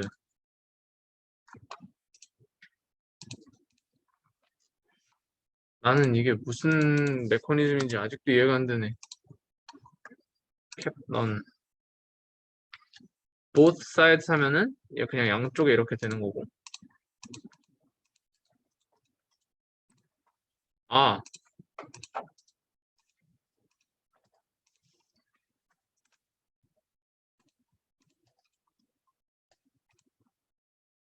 미안합니다. 요거를 만약에 오프셋을 오픈 커브를 오프셋 하는 경우에 얘를 오프셋을 했을 때 캡 none으로 설정을 하면은 그냥 100만큼 이격된 위치에 커브가 하나 생기고 마는데 캡을 플랫으로 설정을 하고 만들어주면은 전에 애랑 한꺼번에 그냥 닫아줍니다.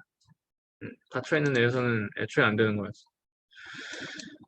이런 식으로 일정 거리만큼 이격시킨 위치에 뭔가를 만들어주는 아이인데 이거 같은 경우에는 사용 방법이 꽤나 직관적이죠. 중심선을 설정을 하고 중심선으로부터 오프셋을 시켜가지고 그걸 기준으로 벽선을 만드는 역할을 해줍니다.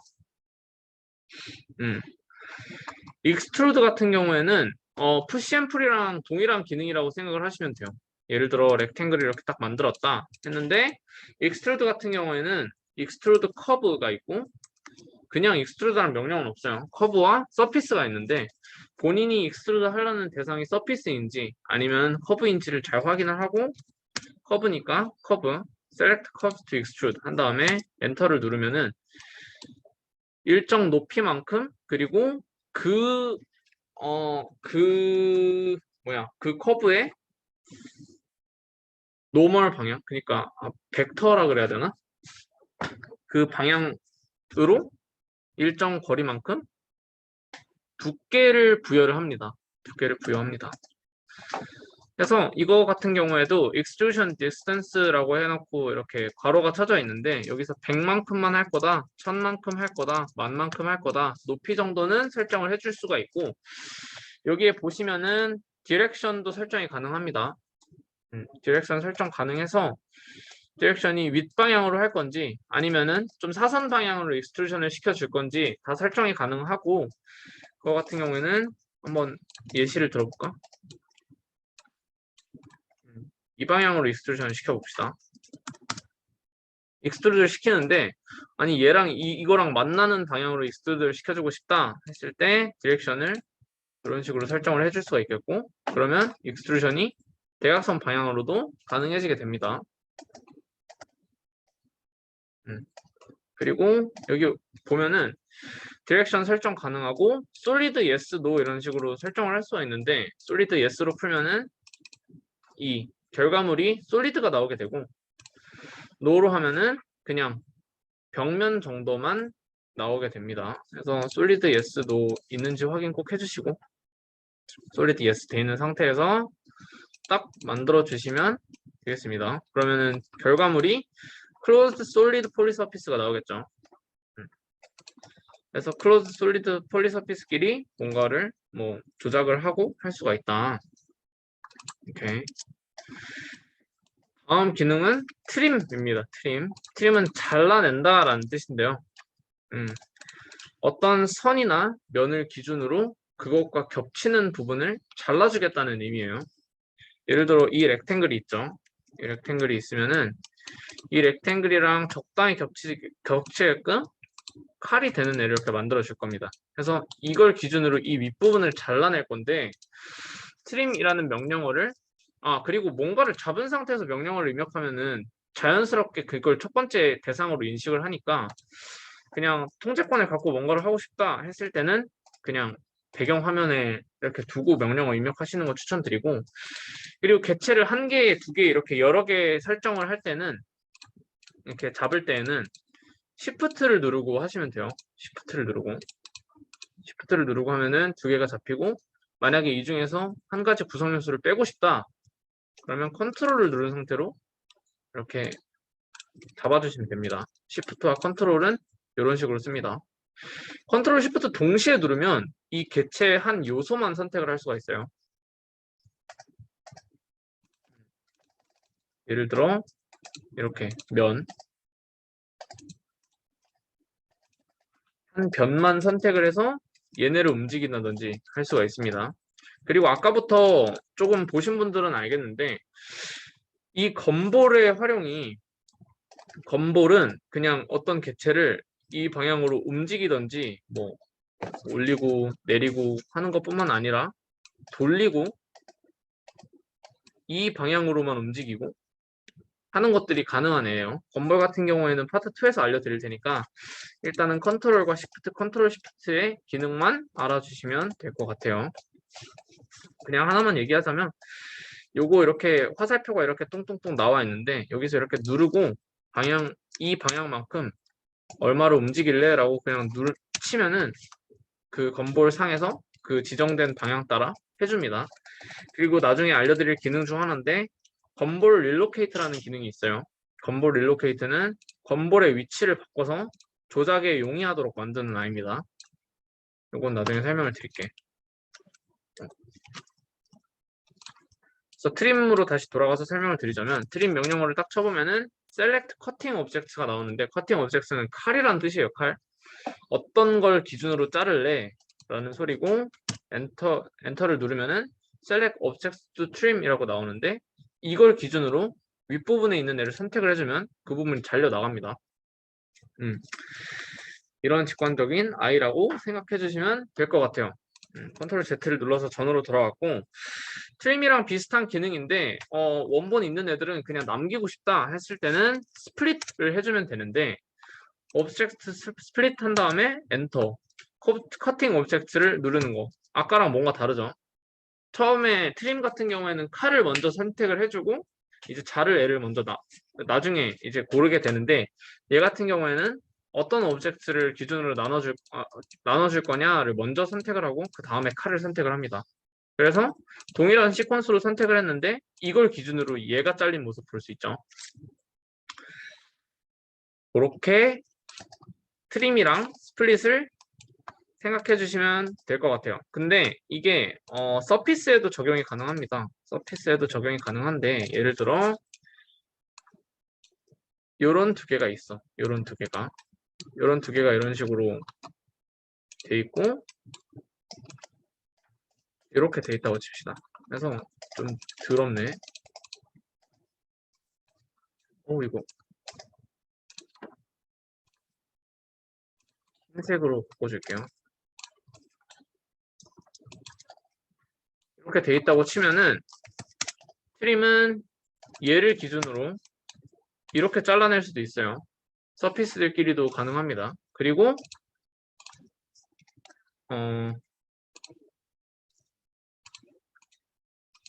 사실 얘를 기준으로 솔리드도 잘라낼 수가 있어요. 솔리드도 잘라낼 수가 있는데 대신에 잘려 나간 애는 얘는 아까 박스를 만든 애니까 프로퍼티스를 보면은 클로즈드 익스트루전이 되죠. 근데 얘를 기준으로 이 밑부분을 잘라내면은 오픈 폴리서피스가 돼버립니다. 왜 오픈 폴리서피스가 되느냐 하면은 얘가 열린 상태로 잘려버려요. 그냥 이 상자를 종이 상자 자르듯이 이렇게 잘라버리는 거야. 그래서 이렇게 단면이 일정하게 이렇게 평면 상태일 때는 이게 열린 부분이 이렇게 평면 상태일 때에는 캡이라는 명령어를 써주면 또 다시 솔리드가 되기도 합니다. 그래서 트림이나 스플릿을 평면이랑 뭐 솔리드랑 이런 것들에 다 구분해서 사용할 수가 있다라는 거를 알아주시면 될 것 같아요. join이라는 명령어는 같은 작업 오브젝트에 대해서 커브면 커브, 서피스면 서피스 끼리 서로 다른 개체들을 한 개의 개체로 만들어주는 애입니다. 예를 들어 아까 폴리서피스를 이렇게 딱 만들었을 때에는 얘가 그냥 한 개의 커브잖아요. 한 개의 커브. 근데 그게 아니라 그냥 끝점 만나는 애인데 이렇게 네 개를 만들어줬어. 그러면은 이걸 하나하나를 잡았을 때 그냥 각자 다른 커브가 되겠죠. 다 잡으면은 for open curves라고 나와요. 그 네 개의 오픈 커브라고 되어 있는데 얘는 끝점이 만나는 경우이기 때문에 join을 눌러주면은 한 개의 오픈 커브로 바뀌게 됩니다. 두 개가 만나요. 그리고 이거 같은 경우에는 마찬가지로 평면에도 적용이 되는데 얘 이렇게 돌려보자.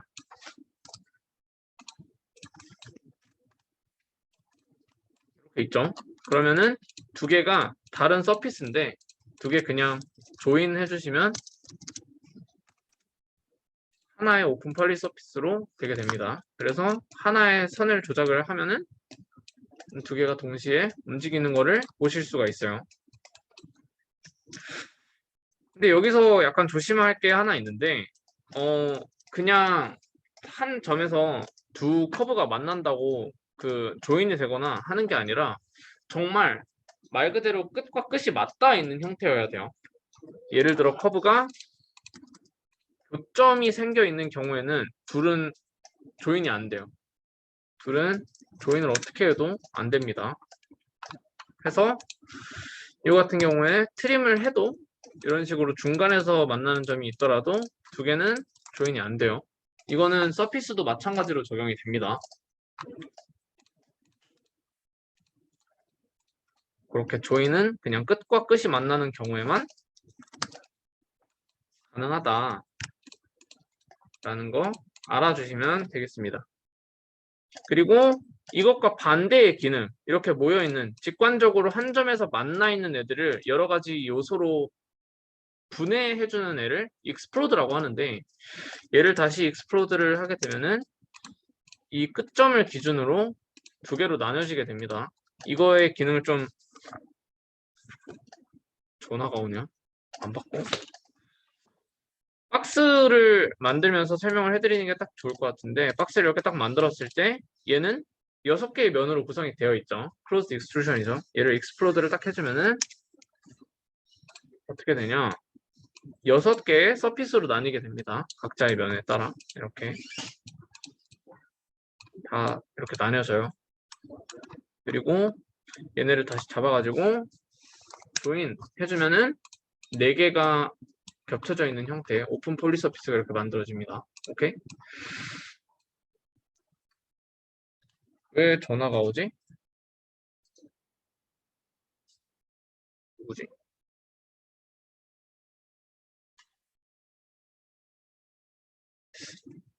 별 생각이 없는데 메시지로 거절. 수업 중이니 나중에 전화하겠습니다.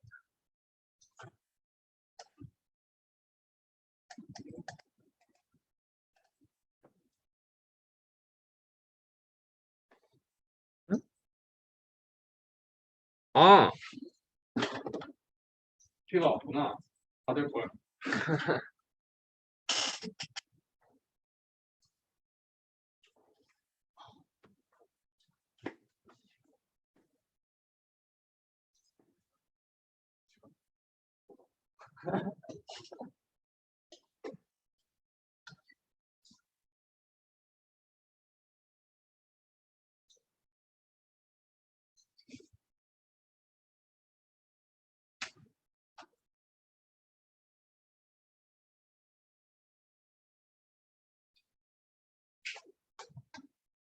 제가 보고 있나요?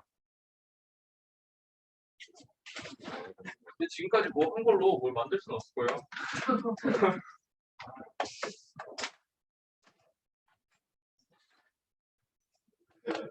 저거 뭐지?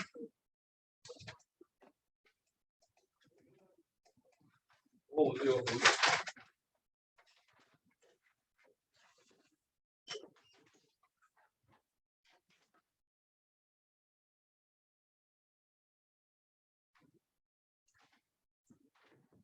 사람에. 오. 얘는 작업을이거든요.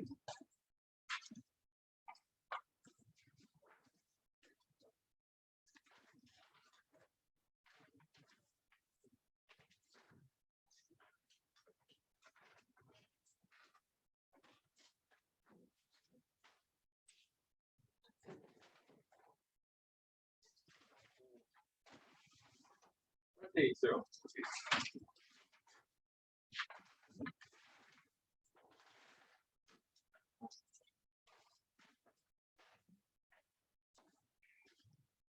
일단 맞대.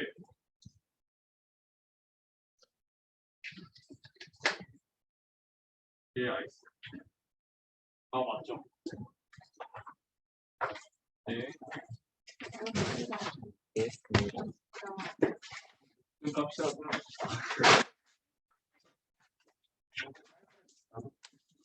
있었을 텐데.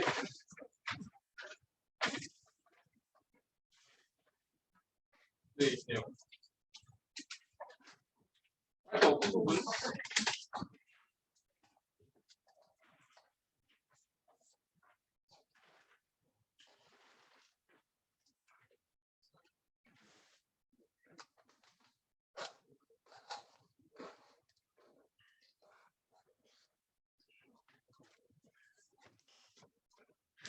또 그냥 원래 일부의 마지막 기능으로 소개를 하려고 그랬는데 익스텐드라는 기능도 있거든요. 익스텐드라는 기능은 만나지 않는 애들을 강제로 이렇게 맞닿게 만드는 애거든요. extend를 걸어주면은 boundary objects라는 거를 이렇게 정하라고 나와 있어요.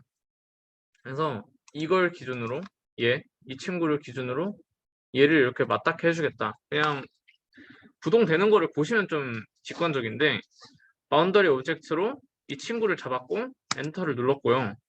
select curve to extend 해서 얘를 이렇게 눌러주면은 이렇게 끝까지 쭉 당겨 와가지고 착 달라붙는 모습 볼 수 있습니다. 이렇게. 그래서 첫 번째 그냥 알려드릴 기능은 이 정도 알아두시면 될 것 같아요.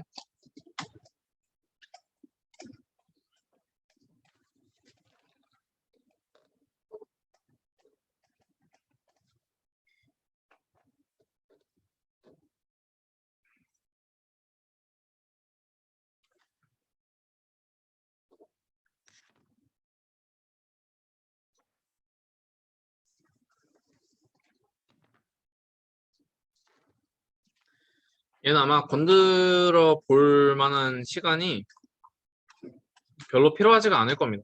다들 되게 직관적인 그런 것들이라. 그래서 지금은 좀 그나마 좀 실용성 있는 아이를 알려드리려고 그러는데 다음에는 건볼이에요. 건볼. 예를 들어 상자가 하나 그냥 이렇게 있다고 치면은 얘 아까 건볼 기능을 켰죠. 밑에 이제 그리드 스냅, 오 스냅이랑 같이 있는 여기서 건볼 기능을 켰을 거예요. 그러면은 이 한 오브젝트마다 건볼이 이렇게 나타나게 됩니다. 건볼이 나타나는데 건볼의 기능이 뭐냐면 그냥 단순한 조작들, 그러니까 우리가 상상할 수 있는 단순한 조작들을 거의 다 수행시켜주는 애라고 보면 돼요. 단순한 조작이라 하면 움직이는 거, 근데 빨간색 축 방향으로 X 방향이 되겠죠. 이 경우에는 빨간색 축 방향이라고 굳이 집어서 말씀드리는 이유는 건볼 위치랑 건볼의 축 방향을 바꿀 수 있기 때문이에요. 건볼 내에서 그냥 X, Y, Z 축 방향을 바꿔서 그 축 방향에서 빨간색 축 방향으로만 이렇게 이동을 시킬 수 있는 애가 이렇게 되겠고, 이거 같은 경우에 구체적인 수치를 입력하고 싶다면 아까 말씀드린 대로 클릭을 한 상태에서 여기 나와 있는 하얀 창에다가 수치를 입력해주면 됩니다. 800만큼 이동을 시켜주겠다. 위로 800만큼 이동을 시켜주겠다. 이렇게 구체적인 수치를 입력할 수가 있어요. 그리고 축에다가 붙어있는 이 반원 형태의 애들, 반원이 아니라 4분원 형태의 애들을 보면은 이 빨간색 축을 기준으로 돌려주겠다는 소리예요. 로테이트를 따로 걸어줄 필요가 없죠. 그래서 이거 같은 경우에도 누르고 45도 돌려주겠다. 45 치고 하면은 이 빨간색 축 방향 기준으로 45도 돌려주게 됩니다.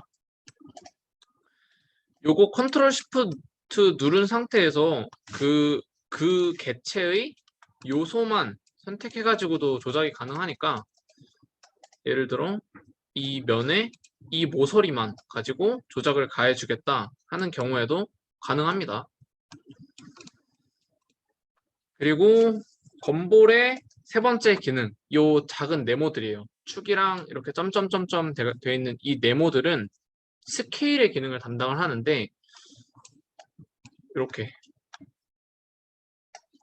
납작해지고 그냥 두꺼워지고 이 방향 기준으로, 이 축 방향 기준으로 그만큼 스케일을 늘려주겠다 혹은 줄여주겠다는 의미가 됩니다. 그래서 가로로 정확히 2배만큼 길었으면 좋겠다는 경우에도 누른 다음에 스케일 팩터를 입력해 주시면 될 것 같아요. 대신 이 기울기 같은 것들은 보존이 안 돼요. 스케일을 그냥 한 축 방향으로만 하는 거기 때문에. 해서 해당 축 방향에서 스케일 팩터만큼 늘려주거나 아니면 줄여주겠다라는 뜻을 가지게 돼요. 건볼의 거의 마지막 기능이라고 할 수 있는데 여기 이렇게 건볼을 돌려보시면 이렇게 사각형의 작은 애가 뜰 거예요. 이렇게 밭전자 모양으로 뜨죠. 근데 이 밭전자 모양의 색깔이 돌리면 돌릴수록 조금씩 바뀌어요. 색깔이 이 방향에서는 빨간색이랑 파란색 받던자가 나오고 얘는 뭐 파란색이랑 초록색 받던자, 밑으로 보면은 빨간색이랑 초록색 받던자 이런 식으로 나오는데 얘를 잡고 움직이면은 움직일 때 이 파란색 축 방향을 무시하고 이 방향으로만 움직이겠다는 뜻이에요.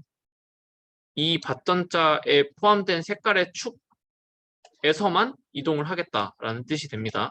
그래서 X축은 너무 딱 마음에 든다. YZ 평면 상에서만 움직이고 싶다 할 때는 이걸 이렇게 움직여 주시면 돼요. 얘를 좀 직관적으로 보기 위해서 프런트 라이트에서 딱 보면은 이렇게 움직이면은 X축 방향으로는 움직이지 않는 거 볼 수 있죠. 프런트에서. 그래서 이런 식으로 움직인다라는 거를 보시면 됩니다. 이 건볼을 그냥 건볼이 항상 무게중심점 비슷한 위치에다가 설정이 되는데 건볼의 위치를 바꿔줄 수 있는 명령어가 건볼 릴로케이트라는 명령어가 될 텐데 건볼 릴로케이트를 한 오브젝트 내에서 건볼 릴로케이트 하면은 건볼 오리진을 설정하라는 게 먼저 떠요. 그러면은 이 오브젝트의 끝점을 기준해서 작업을 하고 싶다 했을 때 끝점 그리고 건볼 Z axis direction 그러니까 이 건볼에서 X축을 어떻게 설정할래? 라고 물어보는데 저는 이 방향을 그냥 X축이라고 생각하고 한번 작업을 해볼게요. 이 방향, 이 대각선 방향 찍고 이제 Y축을 정하라고 나오는데 Y축은 그대로 두겠습니다. Y축은 1로 두고 싶은데 이렇게 둘게요. 위로. 그러면은 어떻게 되냐? 아까랑 똑같은데 축 방향이 바뀐 건볼이 생기죠. 그리고 스케일을 아무리 때려도 오리진 포인트가 끝점이기 때문에 끝점은 그대로 있는 걸 볼 수 있죠. 그리고 다시 다른 오브젝트를 잡았다가 본 오브젝트로 돌아오더라도 건볼 설정은 그대로 유지가 됩니다. 건볼 리셋을 눌러주면은 다시 원래대로 돌아가긴 해요. 그래서 건볼 릴로케이트를 시켜주면은 얼마든지 원하는 조작을 좀 편리하게 가할 수 있다. 해서 예를 들어 그냥 박스를 천천천 되는 박스를 만들었다 했을 때 이 끝점에서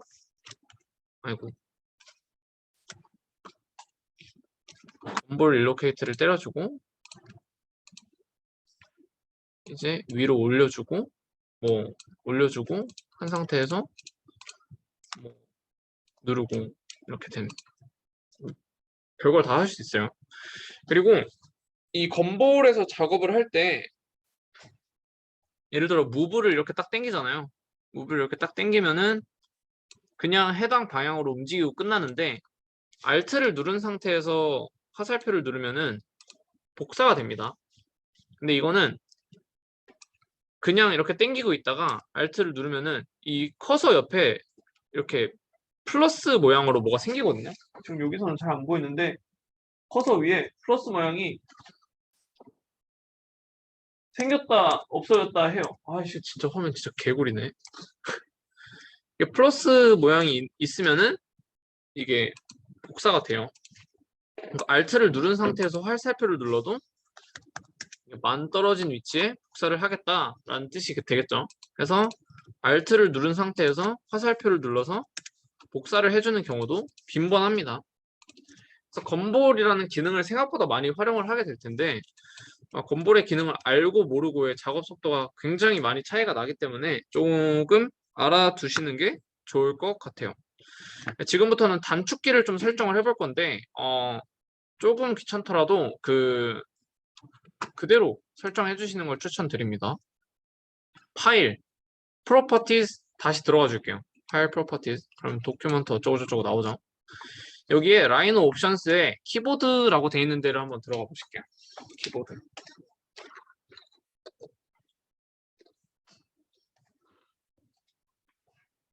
여기까지 왔나요? 키보드 하면은 막 표로 이렇게 뭐가 되어 있거든요.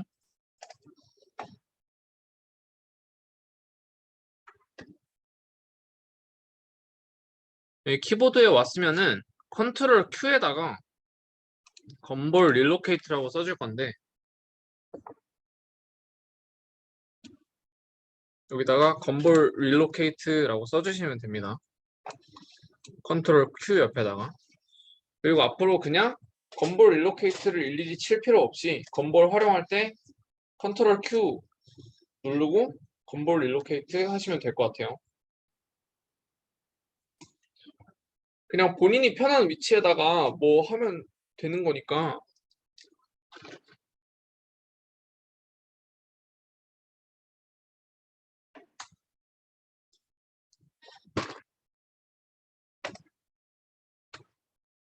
느낌표 하고요.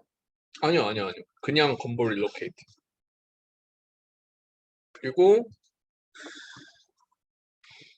여기 써놓긴 했거든요. 요거 포트폴리오 한다. 파워포인트에 컨트롤 Q 옆에 건볼 릴로케이트라고 써주시면 되고, 컨트롤 Shift Z 옆에 작은 따옴표 언더바 줌 스페이스바 언더바 올 스페이스바 언더바 셀렉티드 라고 써주시면 되겠습니다. 기능은 일단 설정하시면 설명을 드릴게요. 한번 보도록 하자. 건볼 릴로케이트 컨트롤 B에 블록이라고 되어 있는데 요거 써져 있는 그대로 할게요. 느낌표 제가 할게요. 이게 언더바를 써줘야 되더라고. 네.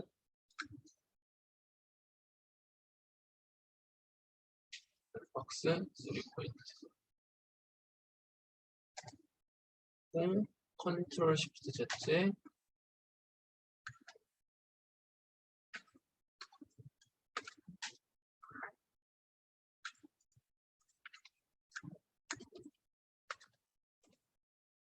이렇게 하시면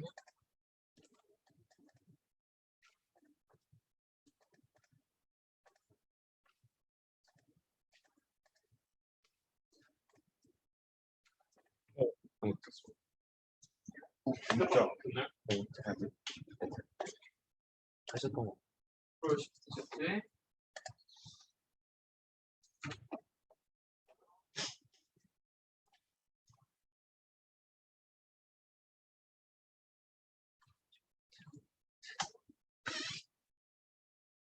멋있게. 버튼은 제가 다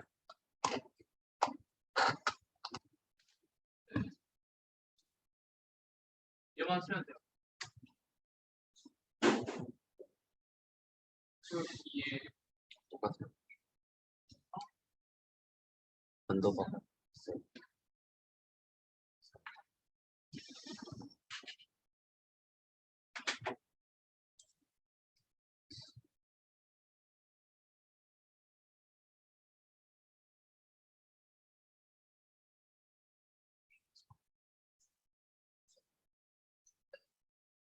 뭐요? 네, 맞아요.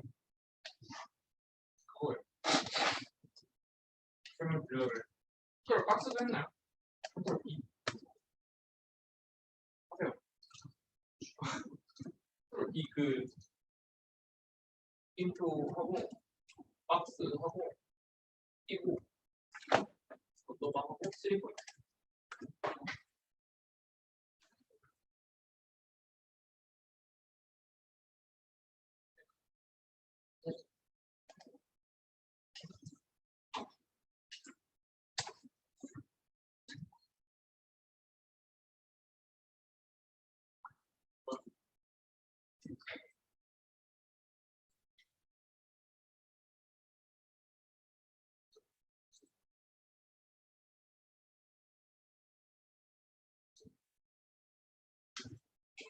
됐나요? 네. 박스 3포인트 컨트롤 Q에 올려. 됐죠? 네. 됐다 생각하고 요거 그냥 기능을 알려드리면 컨트롤 시프트 Z는 내가 선택한 거를 줌을 해주는 아입니다. 예를 들어 이렇게 박스들이 막 난잡하게 있다고 치면은 이 중에서 내가 작업하고 싶은 애를 컨트롤 시프트 Z를 하면은 걔만 창의 중심이 되도록 줌을 해주는 애가 돼요. 걔가 중심 개체가 되기 때문에 돌려도 그거 중심으로 돌게 됩니다. 그래서 얘 편리함은 보통 이렇게 작업을 하다 보면은 얘를 기준으로 작업을 하고 싶은데 자꾸 화면이 거지같이 돌아가는 경우가 있어요. 아무리 시프트를 이렇게 당겨도 돌아가는 게 영 시원치가 않은 경우가 있는데 그냥 컨트롤 시프트 Z 한번 눌러주고 얘 기준으로 작업을 계속하면 됩니다. 여러 가지 개체를 잡더라도 다 가능하기 때문에 나중에 뭔가 렌더를 하거나 할 때도 중심 피사체를 정한 상태에서 컨트롤 Z를 눌러주고 거기서 이제 줌이랑 작업 배경 살짝씩 움직여주면서 그냥 렌더링 결과물 뽑아낼 수 있게끔 이런 식으로 컨트롤 시프트 Z를 줌으로 활용을 하시면 될 것 같고, 컨트롤 B 같은 경우에는 우리가 아무리 중심선을 어떻게 만든다, 중심선을 기준으로 벽선을 설정하고 뭘 만든다 하더라도 결국은 직관적인 작업을 하는 경우가 많은데 직관적인 작업의 가장 기초가 되는 애가 박스예요, 박스. 그냥 박스를 이리저리 만져도 보고 회전도 시켜보고 뭐 일정 선들을 옵셋도 시켜보고 뭐 어떻게 빼도 보고 많이 할 텐데 그래서 박스를 만들어주는 명령어거든요. 컨트롤 B가 원래 블락이에요. 블락. 여러 가지 개체들을 그냥 블락 인스턴스로 만들어가지고 걔를 계속 복사해가지고 사용할 수 있게끔 만드는 아이인데 그거를 그냥 컨트롤 B, 박스를 만드는 걸로 대체를 했습니다. 박스 컨트롤 B를 한번 눌러보면은 그 처음 시작점을 먼저 지정하라는 메시지가 뜨고 시작점을 지정하고 첫 번째 변의 길이 뭐 1000 입력을 해도 되고 찍어도 되고 첫 번째 변의 길이 및 방향 이렇게 설정해가지고 만들어주고 두 번째 변의 길이 및 방향 그리고 세 번째 높이까지 설정을 해주면은 박스가 통제하에 좀 쉽게 만들어진다라는 거를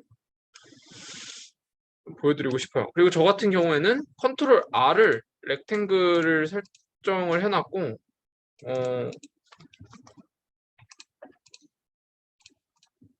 얘를 컨트롤 E를 하면은 익스트루드가 되게끔 그냥 편해서 이렇게 설정을 해놨는데 이 명령어 같은 경우에는 수동적인 명령어랑 능동적인 명령어에 따라서 작은 따옴표를 시작점으로 쓰느냐 아니면 느낌표를 시작점으로 쓰느냐가 조금 달라지는데 형식이 어떻게 돼 있는지는 그 키보드에 들어가 보면은 꽤나 그냥 쉽게 알 수 있으니까 본인이 쓰다가 나는 생각보다 어떤 명령어를 좀 자주 쓰는 것 같다 싶을 때 본인이 편한 위치에다가 명령어를 써주시면 되겠습니다. 근데 앞에 말씀드렸던 세 가지 명령어는 기본적으로 세팅을 하고 가시면 좋을 것 같아요. 그리고 컨트롤 S 연타하는 거는 이 디자이너의 숙명입니다. 컨트롤 S가 세이브거든요. 세이브. 그래서 파일은 항상 저장을 잘 해주셔야 돼요. 컨트롤 S는 항상 그냥 연타. 근데 지금은 이 작업에 뭐 쓸 게 없으니까 이게 컨트롤 S는 연타하진 않도록 할게요. 혹시 빨리 가봐야 되는 사람 있나요? 가봐야 되는 사람이 있으면은 일단 마무리를 하고 수요일날 좀 한 3시간 정도 사용하는 게 나을 것 같고 그게 아니면은 한두 가지 기능만 더 알려드리고 마무리를 해볼게요.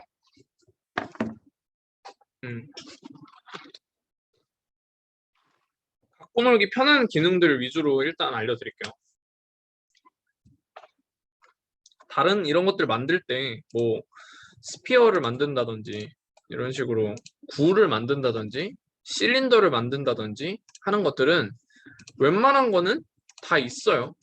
그리고 되게 직관적으로 하나하나씩 해보면서 컨트롤 시프트 Z 걸어주고 이걸 기준으로 파이프를 만들어주고 싶다든지 하는 것도 다 가능합니다.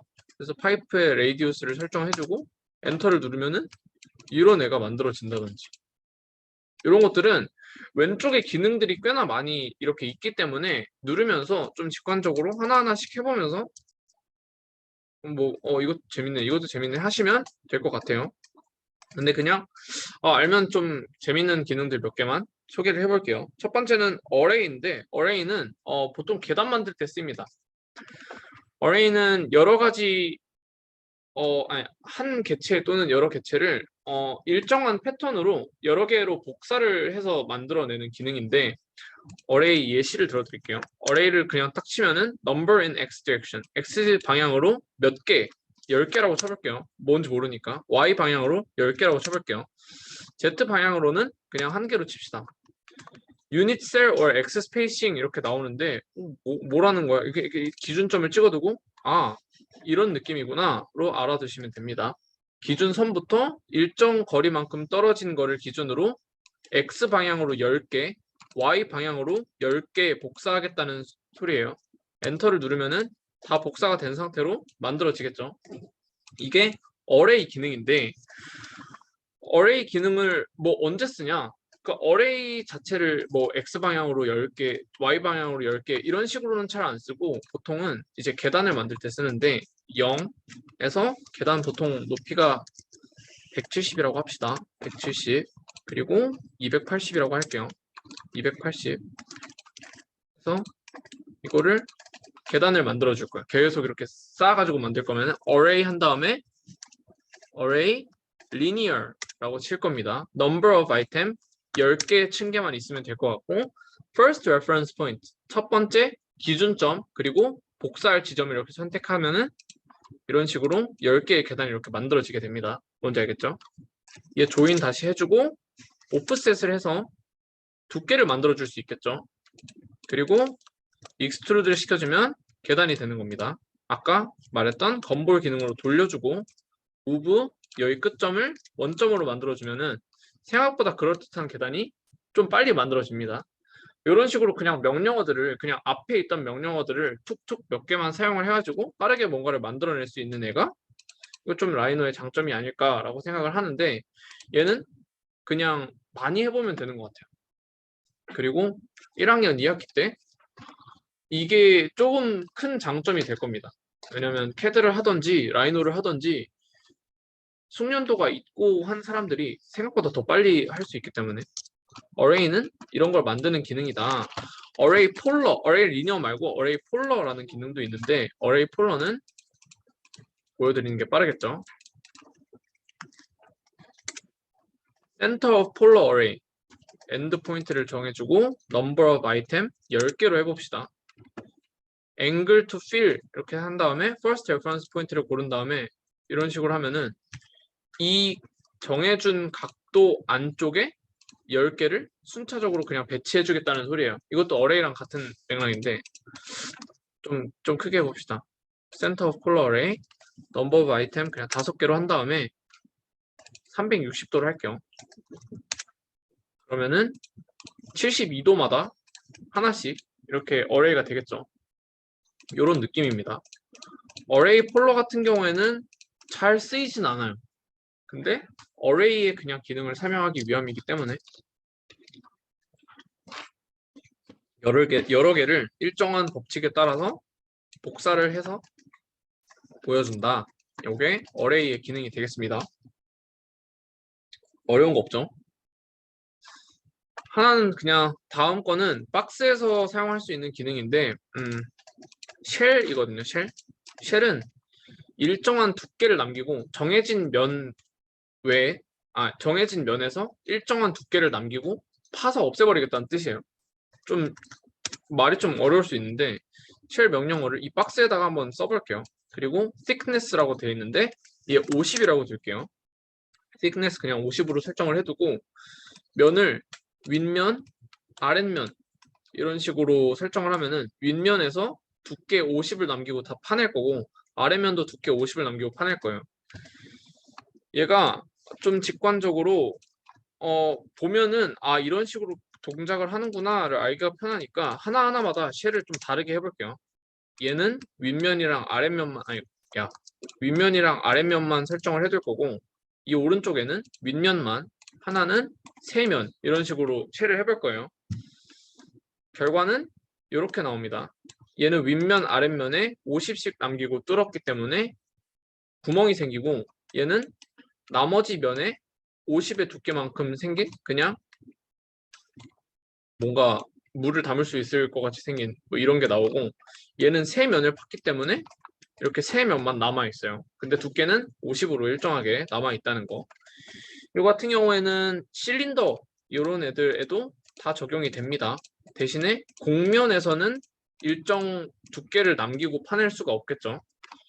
그래서 쉘을 이렇게 해주고 thickness 같은 경우에는 뭐 200, 얘는 좀 두껍게 남기고 싶다 했을 때 이런 식으로 조작이 된다는 거를 확인을 해주시면 되겠습니다. 얘가 쉘. 스케일은 아까 건보를 설명하면서 했던 것 같은데 스케일은 그냥 기준점을 두고 아니 난 스케일은 기준점을 기준으로 얘를 배수로 키우는 거예요. 배수로 몇 배 이렇게 키우는 거예요. 2라고 해놓으면 이거는 레퍼런스 포인트가 있기 때문에 안 되는구나. 스케일의 기준점을 정하고 얘를 2배 키우겠다 하면은 2를 입력하면은 2배 딱 커지겠죠. 이런 식으로 스케일을 할 수 있는데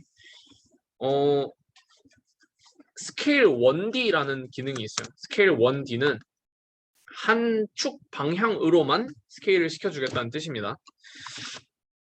이거 Select Objects to Scale 그리고 기준점을 정한 다음에 이 축 방향으로만 키우고 싶다 했을 때 축을 정해 놓으면은 이 방향으로만 스케일이 가능해집니다. 레퍼런스 포인트 그냥 뭐 이런 식으로 정할 수 있겠고요. 길이는 여기다가 입력을 하면 되는 거고. 해서 스케일 1D. 메이크홀은 해보세요. 메이크홀은 그 창문 뚫거나 할 때 좀 쓰이거든요. 이런 식으로 이것도 보는 게 좀 빠른데 이렇게 옆에다가 이렇게 딱 만들어둬요. 만들어두고 이게 옆면이랑 이렇게 겹치는구나를 알잖아요. 그래서 메이크 홀 하고 이 서피스를 딱 고르면은 얘가 이렇게 움직이거든요. 이 끝까지 하면은 이걸 기준으로 이렇게 구멍이 생기고 한 반만 이렇게 하면은 거기까지만 이렇게 뚫립니다. 그래서 이 모양 틀대로 뚫어버리겠다는 소리거든요. 그냥 그 정사용 방향만큼 해서 좀 직관적으로 뭔가 창문의 모양을 위에다가 이렇게 뚝뚝뚝뚝 올려두고 메이크홀을 해가지고 그만큼 뚫어버리면 벽에 뭐 창문 구멍이 생기겠죠. 그런 겁니다. 근데 트림이랑 다른 거는 얘는 뚫려 있는 부분이 다 막혀 있어요. 그래서 결과물도 결국 솔리드가 나옵니다. 아마 마지막으로 알려드릴 게 될 텐데 나머 패치부터는 그냥 다음에 할게요. 패치부터는 다음에 하고 마지막으로 알려드릴 기능이 될 텐데 불린 유니언, 불린 디퍼런스가 있습니다. 불린 유니언, 불린 디퍼런스는 솔리드일 경우에만 작업을 하는 거를 추천을 드려요. 솔리드의 경우에만. 예를 들어 이 두 개가 이렇게 겹쳐 있는 모양이다. 교점이 있게 겹쳐 있는 모양이면은 얘네 두 개를 한 개의 객체로 만들던지 한 개의 객체를 기준으로 하나를 좀 빼내고 싶다 하는 경우에 사용을 하는데 이 두 개에서 불린 유니언 왼쪽에 있거든요. 요거 이렇게 두 개 이렇게 겹쳐 있는 모양이 불린 유니언이고 버튼이 이거를 오른쪽에 화살표 이렇게 뚝 눌러가지고 보면은 오른쪽 하나 옆에 있는 게 불린 디퍼런스, 세 번째에 있는 게 불린 인터섹션, 네 번째에 있는 게 불린 스플릿이에요. 요거 생각보다 많이 쓰입니다. 그래서 불린 유니언을 누르면은 얘는 지금 두 개의 클로즈드 익스트루션이잖아요. 근데 불린 유니언을 두 개를 잡아놓고 때리면은 두 개가 한 개가 됩니다. 두 개가 한 개의 개체가 되고 불린 디퍼런스 같은 경우에는 불린 디퍼런스 subtract from 여기서 엔터 subtract with 이거 그럼 자르는 개체를 기준을 딱 정하면 되겠죠. delete 인풋을 할 거냐 말 거냐 그냥 그 인풋된 개체를 없앨래 말래 그냥 이렇게 생각하시면 되는데 전 no로 설정을 해뒀습니다. 누르면은 겹쳐 있는 부분만큼 파지게 돼요. 없어져요. 불린 인터섹션 같은 경우에는 이 두 개의 교점만 남기고 다 없어집니다. 겹친 부분만 빼고. 그리고 불린 스플릿 같은 경우에는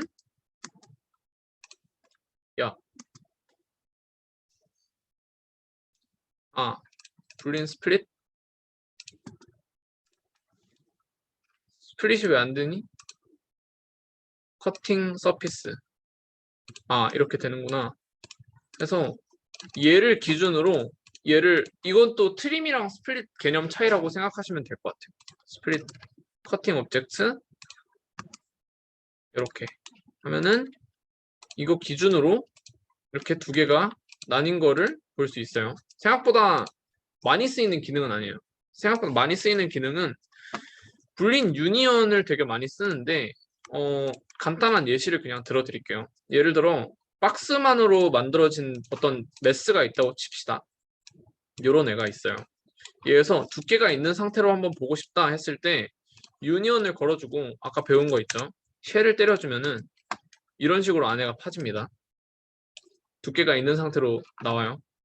얘 그냥 알기 쉽게 렌더드 뷰를 보면은 이런 모양이 됩니다. 다 두께가 있는 상태예요, 요거. 그래서 생각보다 간단하게 메스의 형태를 좀 확인을 할 수 있다든지 안에서 보려면은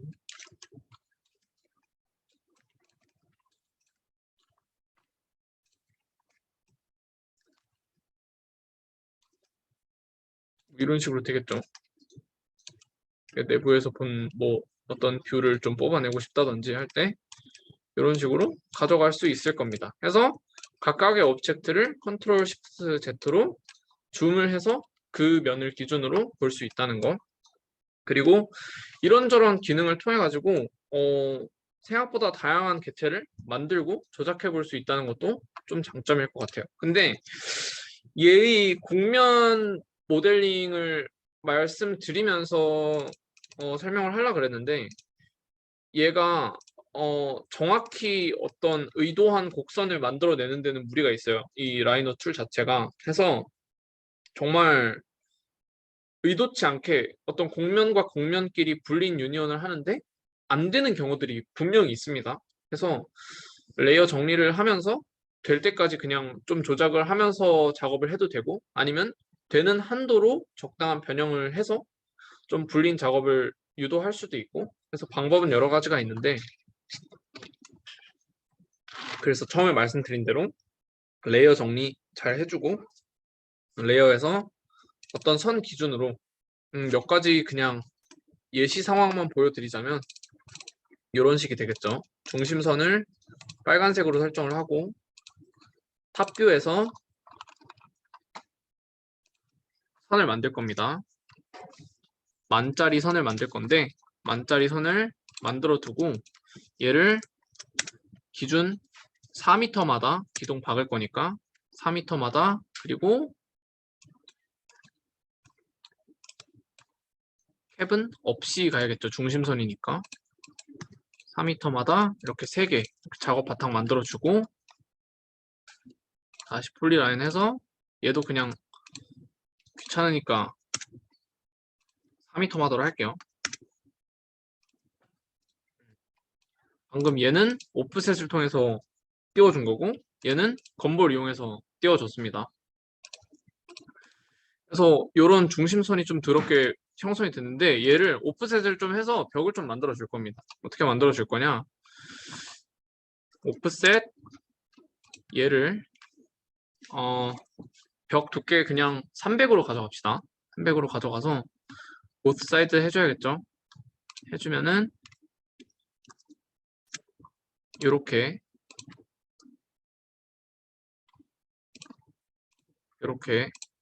이런 식으로 이렇게 만들어져요. 이렇게 만들어져요. 보이나요?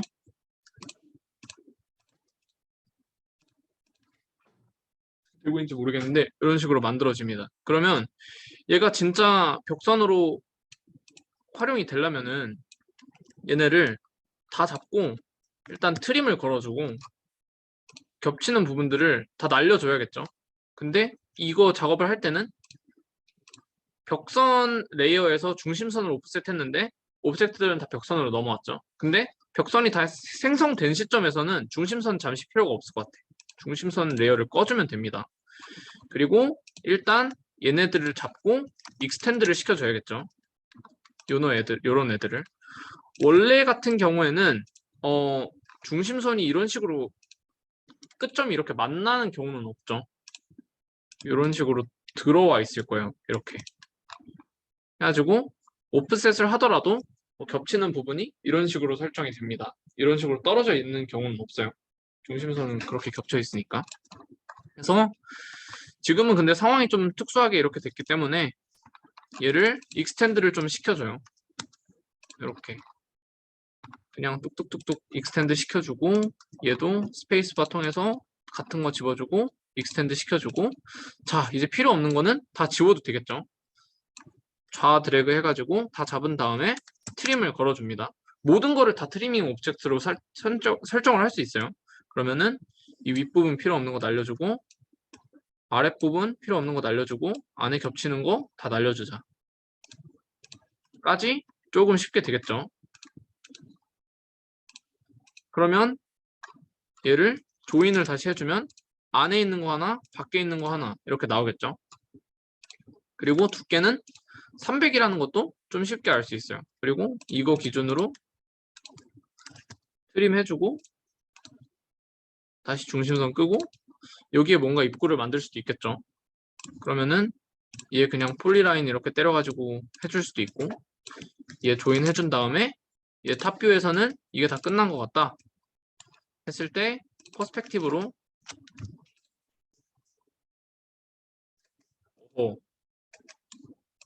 왜 멈췄니?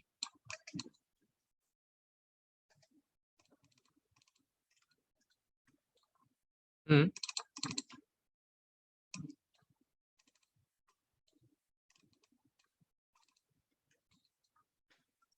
익스트루드 해가지고 뭐 한 3000만큼 이렇게 만들어줄 수도 있겠죠. 만들어주고 한 4m짜리 오프닝이 생겨버렸는데 창문을 좀 만들어주고 싶다 했을 때 뭐 얘를 돌려서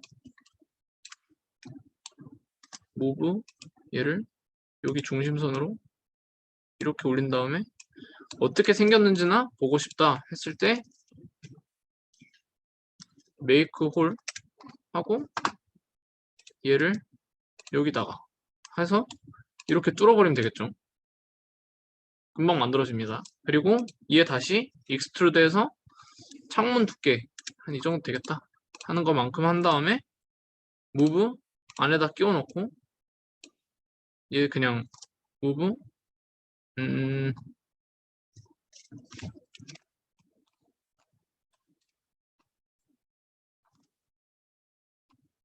중심선 중심 하고 얘 레이어 그냥 창문 레이어로 바꿔서 옮겨주고 머테리얼 설정하고 렌더 때려서 봐주면 되겠죠. 좀 이런 젯들을 쉽게 어디서 어떤 명령어를 좀 써보면은 되겠다, 어떤 명령어를 쓰면 되겠다는 경험을 좀 하다 보면 생각보다 작업 속도가 많이 빨라집니다. 그래서 오늘 일단 알려드릴 기능은 여기까지 알려드리는 걸로 하고 한 가지 우리 프로젝트에 대해서 설명만 하고 오늘 마무리를 할게요. 좀 늦어져서 미안한데 우리 프로젝트는 그거예요. 우리 처음에 일정을 소개를 했죠. 우리가 그냥 툴 워크숍만 진행을 할 때 워크숍은 보통 여러 명이 그냥 자기가 갖고 있는 지식들을 공유하고 그거를 시도를 직접 해보면서 자기 실력을 좀 향상시키는 거를 워크숍이라고 보통 합니다. 그래서 이 워크숍에서 우리가 강의만 이렇게 주구장창 제공을 하면 생각보다 실력이 빨리 늘진 않아요. 그래서 이 7명에게 좀 부탁을 드리고 싶은 게 우리가 4명의 멘토들이 지금 있는데 4명이 각자 파트 외에도 여러 도움을 드릴 예정이에요. 그리고 여러분은 이 워크숍 기간 동안 8월 3일까지 패널을 하나 만들게 됩니다. 패널 하나 만들게 되는데 1학년 1학기 때 어떤 프로젝트 했죠? 파빌리온을 만들게 될 거예요. 을 만들게 되는데 자, 여기서 우리가 스튜디오랑 다른 점은 이걸 왜 이렇게 만들었니? 이거는 뭐가 보이지 않는다. 이런 얘기는 1절 들어가지 않을 거예요. 1절 들어가지 않고 우리가 지금까지 가르쳐줬던 툴들 그냥 라이노 그리고 브이레이, 포토샵, 일러스트레이터, 인디자인 그리고 뭐 여러 다이어그램을 만드는 팁들이나 뭐 패널을 구성하는 팁들이나 강의에서 제공한 것들을 기반으로 여러분들은 그냥 원하는 대로 패널을 만들게 될 거예요. 그래서 가장 간단하게 고려대 내에 있는 파빌리온을 만들 겁니다. 사진을 찍어도 돼요. 저 같은 경우에는 이거를 보여드리면 많이 부끄럽긴 한데 이게 겨울 워크숍 때 이게 선배들이 했던 거를 보여준 적이 있어요. 그 인지 한번 찾아볼게요.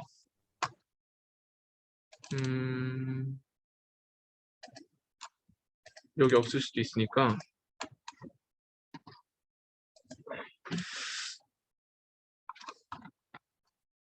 여긴 또 없네. 이게 우리도 패널을 다 만들었습니다. 어떻게 했냐면 저는 민주광장 사진을 찍어서 민주광장에다가 라이노랑 브이레이로 만든 파빌리온을 포토샵을 이용해서 합성을 해서 집어넣고 일러스트레이터만 썼던 것 같아요. 일러스트레이터를 써서 다이어그램을 몇 개 만들어서 패널을 구성해서 끝에 제출을 했습니다.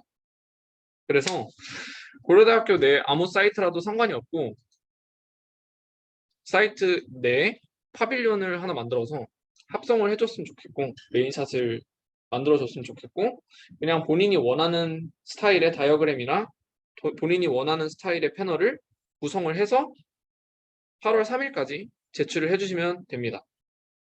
이거는 사실 강제사항은 아니에요. 우리가 이걸로 어떤 평가를 하는 것도 아니고 그냥 본인의 실력 향상을 위해서 굉장히 도움이 되는 과정이라고 판단을 했기 때문에 진행을 하는 거기 때문에 이 워크숍 기간 중에 작업을 하셔도 되고 그냥 이틀 동안 하셔도 돼요. 저는 이틀 동안 했습니다. 강의가 끝나고 이틀 동안 했는데 대신에 그때는 이제 지금 저 오거리 앞에 주차장이 있던 위치에 제2공학관이라는 건물이 있었어요. 2018년에 붕괴가 됐습니다. 근데 거기에 1학년들은 보통 제도실을 쓰니까 못 들어갔는데 거기서 밤을 이틀 샜어요. 처음에 그냥 되겠지 안 되더라고요. 그래가지고 거기서 선배랑 같이 밤을 샜습니다. 워크숍을 해준 선배랑 같이 밤을 새면서 뭔가를 했는데 본인이 패널을 만들 때 어려운 점들이 생각보다 많을 거예요. 이거를 만들라는데 어떻게 만들지 잘 모르겠다 라든지 패널을 구성하는데 내게 예상보다 많이 구리다. 나는 이상한 사람인가 보다. 이런 경우가 굉장히 많을 텐데 그때 그냥 부담 없이 물어봐 줬으면 좋겠습니다. 물어보면서 하시면 생각보다 결과물이 괜찮게 나올 거예요. 그리고 2학년 1학기까지 생각보다 우위에 서서 이 스튜디오나 아니면 디지털 스튜디오들을 진행하실 수가 있을 거라고 믿습니다. 그래서 이 프로젝트 기간 동안 본인의 어떤 컨셉으로 무엇을 만들었는지 뭐 컨셉 다이어그램이 없어가지고 까인다든지 하는 상황은 일절 없어요. 대신에 본인이 피드백을 원하는 상황이라면 피드백은 언제든지 드릴 예정입니다. 그리고 패널 제출물을 주시면은 패널에 대해서도 어떤 이건 컨셉에 무슨 뭐가 부족하다라든지 그런 거는 일절 드리지 않습니다. 대신 어떤 거는 어떻게 하면 훨씬 예쁘게 만들 수 있을 것 같다라든지 어떤 거를 어떻게 귀찮게 했는데 이 부분을 좀 쉽게 할 방법은 없을까요? 라고 물어보면 그 부분에 대해서 적극적으로 도움을 드릴 예정이니까 강의 기간 동안 이것과 거의 관련된 것들을 드릴 예정이고 이거는 앞으로 스튜디오 5학년까지 다 통용돼서 사용이 될 거예요. 그래서 라이노 오늘 배운 거 기준으로 그냥 놀아보시면 됩니다. 오늘은 라이노밖에 안 배웠으니까 집에 가서도 괜찮고 그냥 학교에 남아서도 괜찮고 이리저리 돌려보면서 다른 기능들도 시도를 해보면서 하시면 될 것 같아요. 내일은 예고드린 대로 곡면 모델링이랑 그래스호퍼를 아주 잠깐 강의를 드릴 예정이고 오늘 못한 기능까지 더해서 해서 라이노랑 다른 툴들도 생각보다 강의 구성을 탄탄하게 강의를 하던 사람들이에요. 이게 원래는 21학번 사람들한테 리크루팅을 해가지고 이렇게 할 예정이었는데 그냥 개인 강의 커리큘럼이 있는 사람들끼리만 4명을 모아가지고 강의를 진행을 하는 거니까 좀 더 질문을 하거나 아니면 본인이 부족한 부분이 있다고 판단을 해가지고 물어볼 때 더 빠르고 좀 정확하게 답변을 드릴 수 있을 것 같습니다.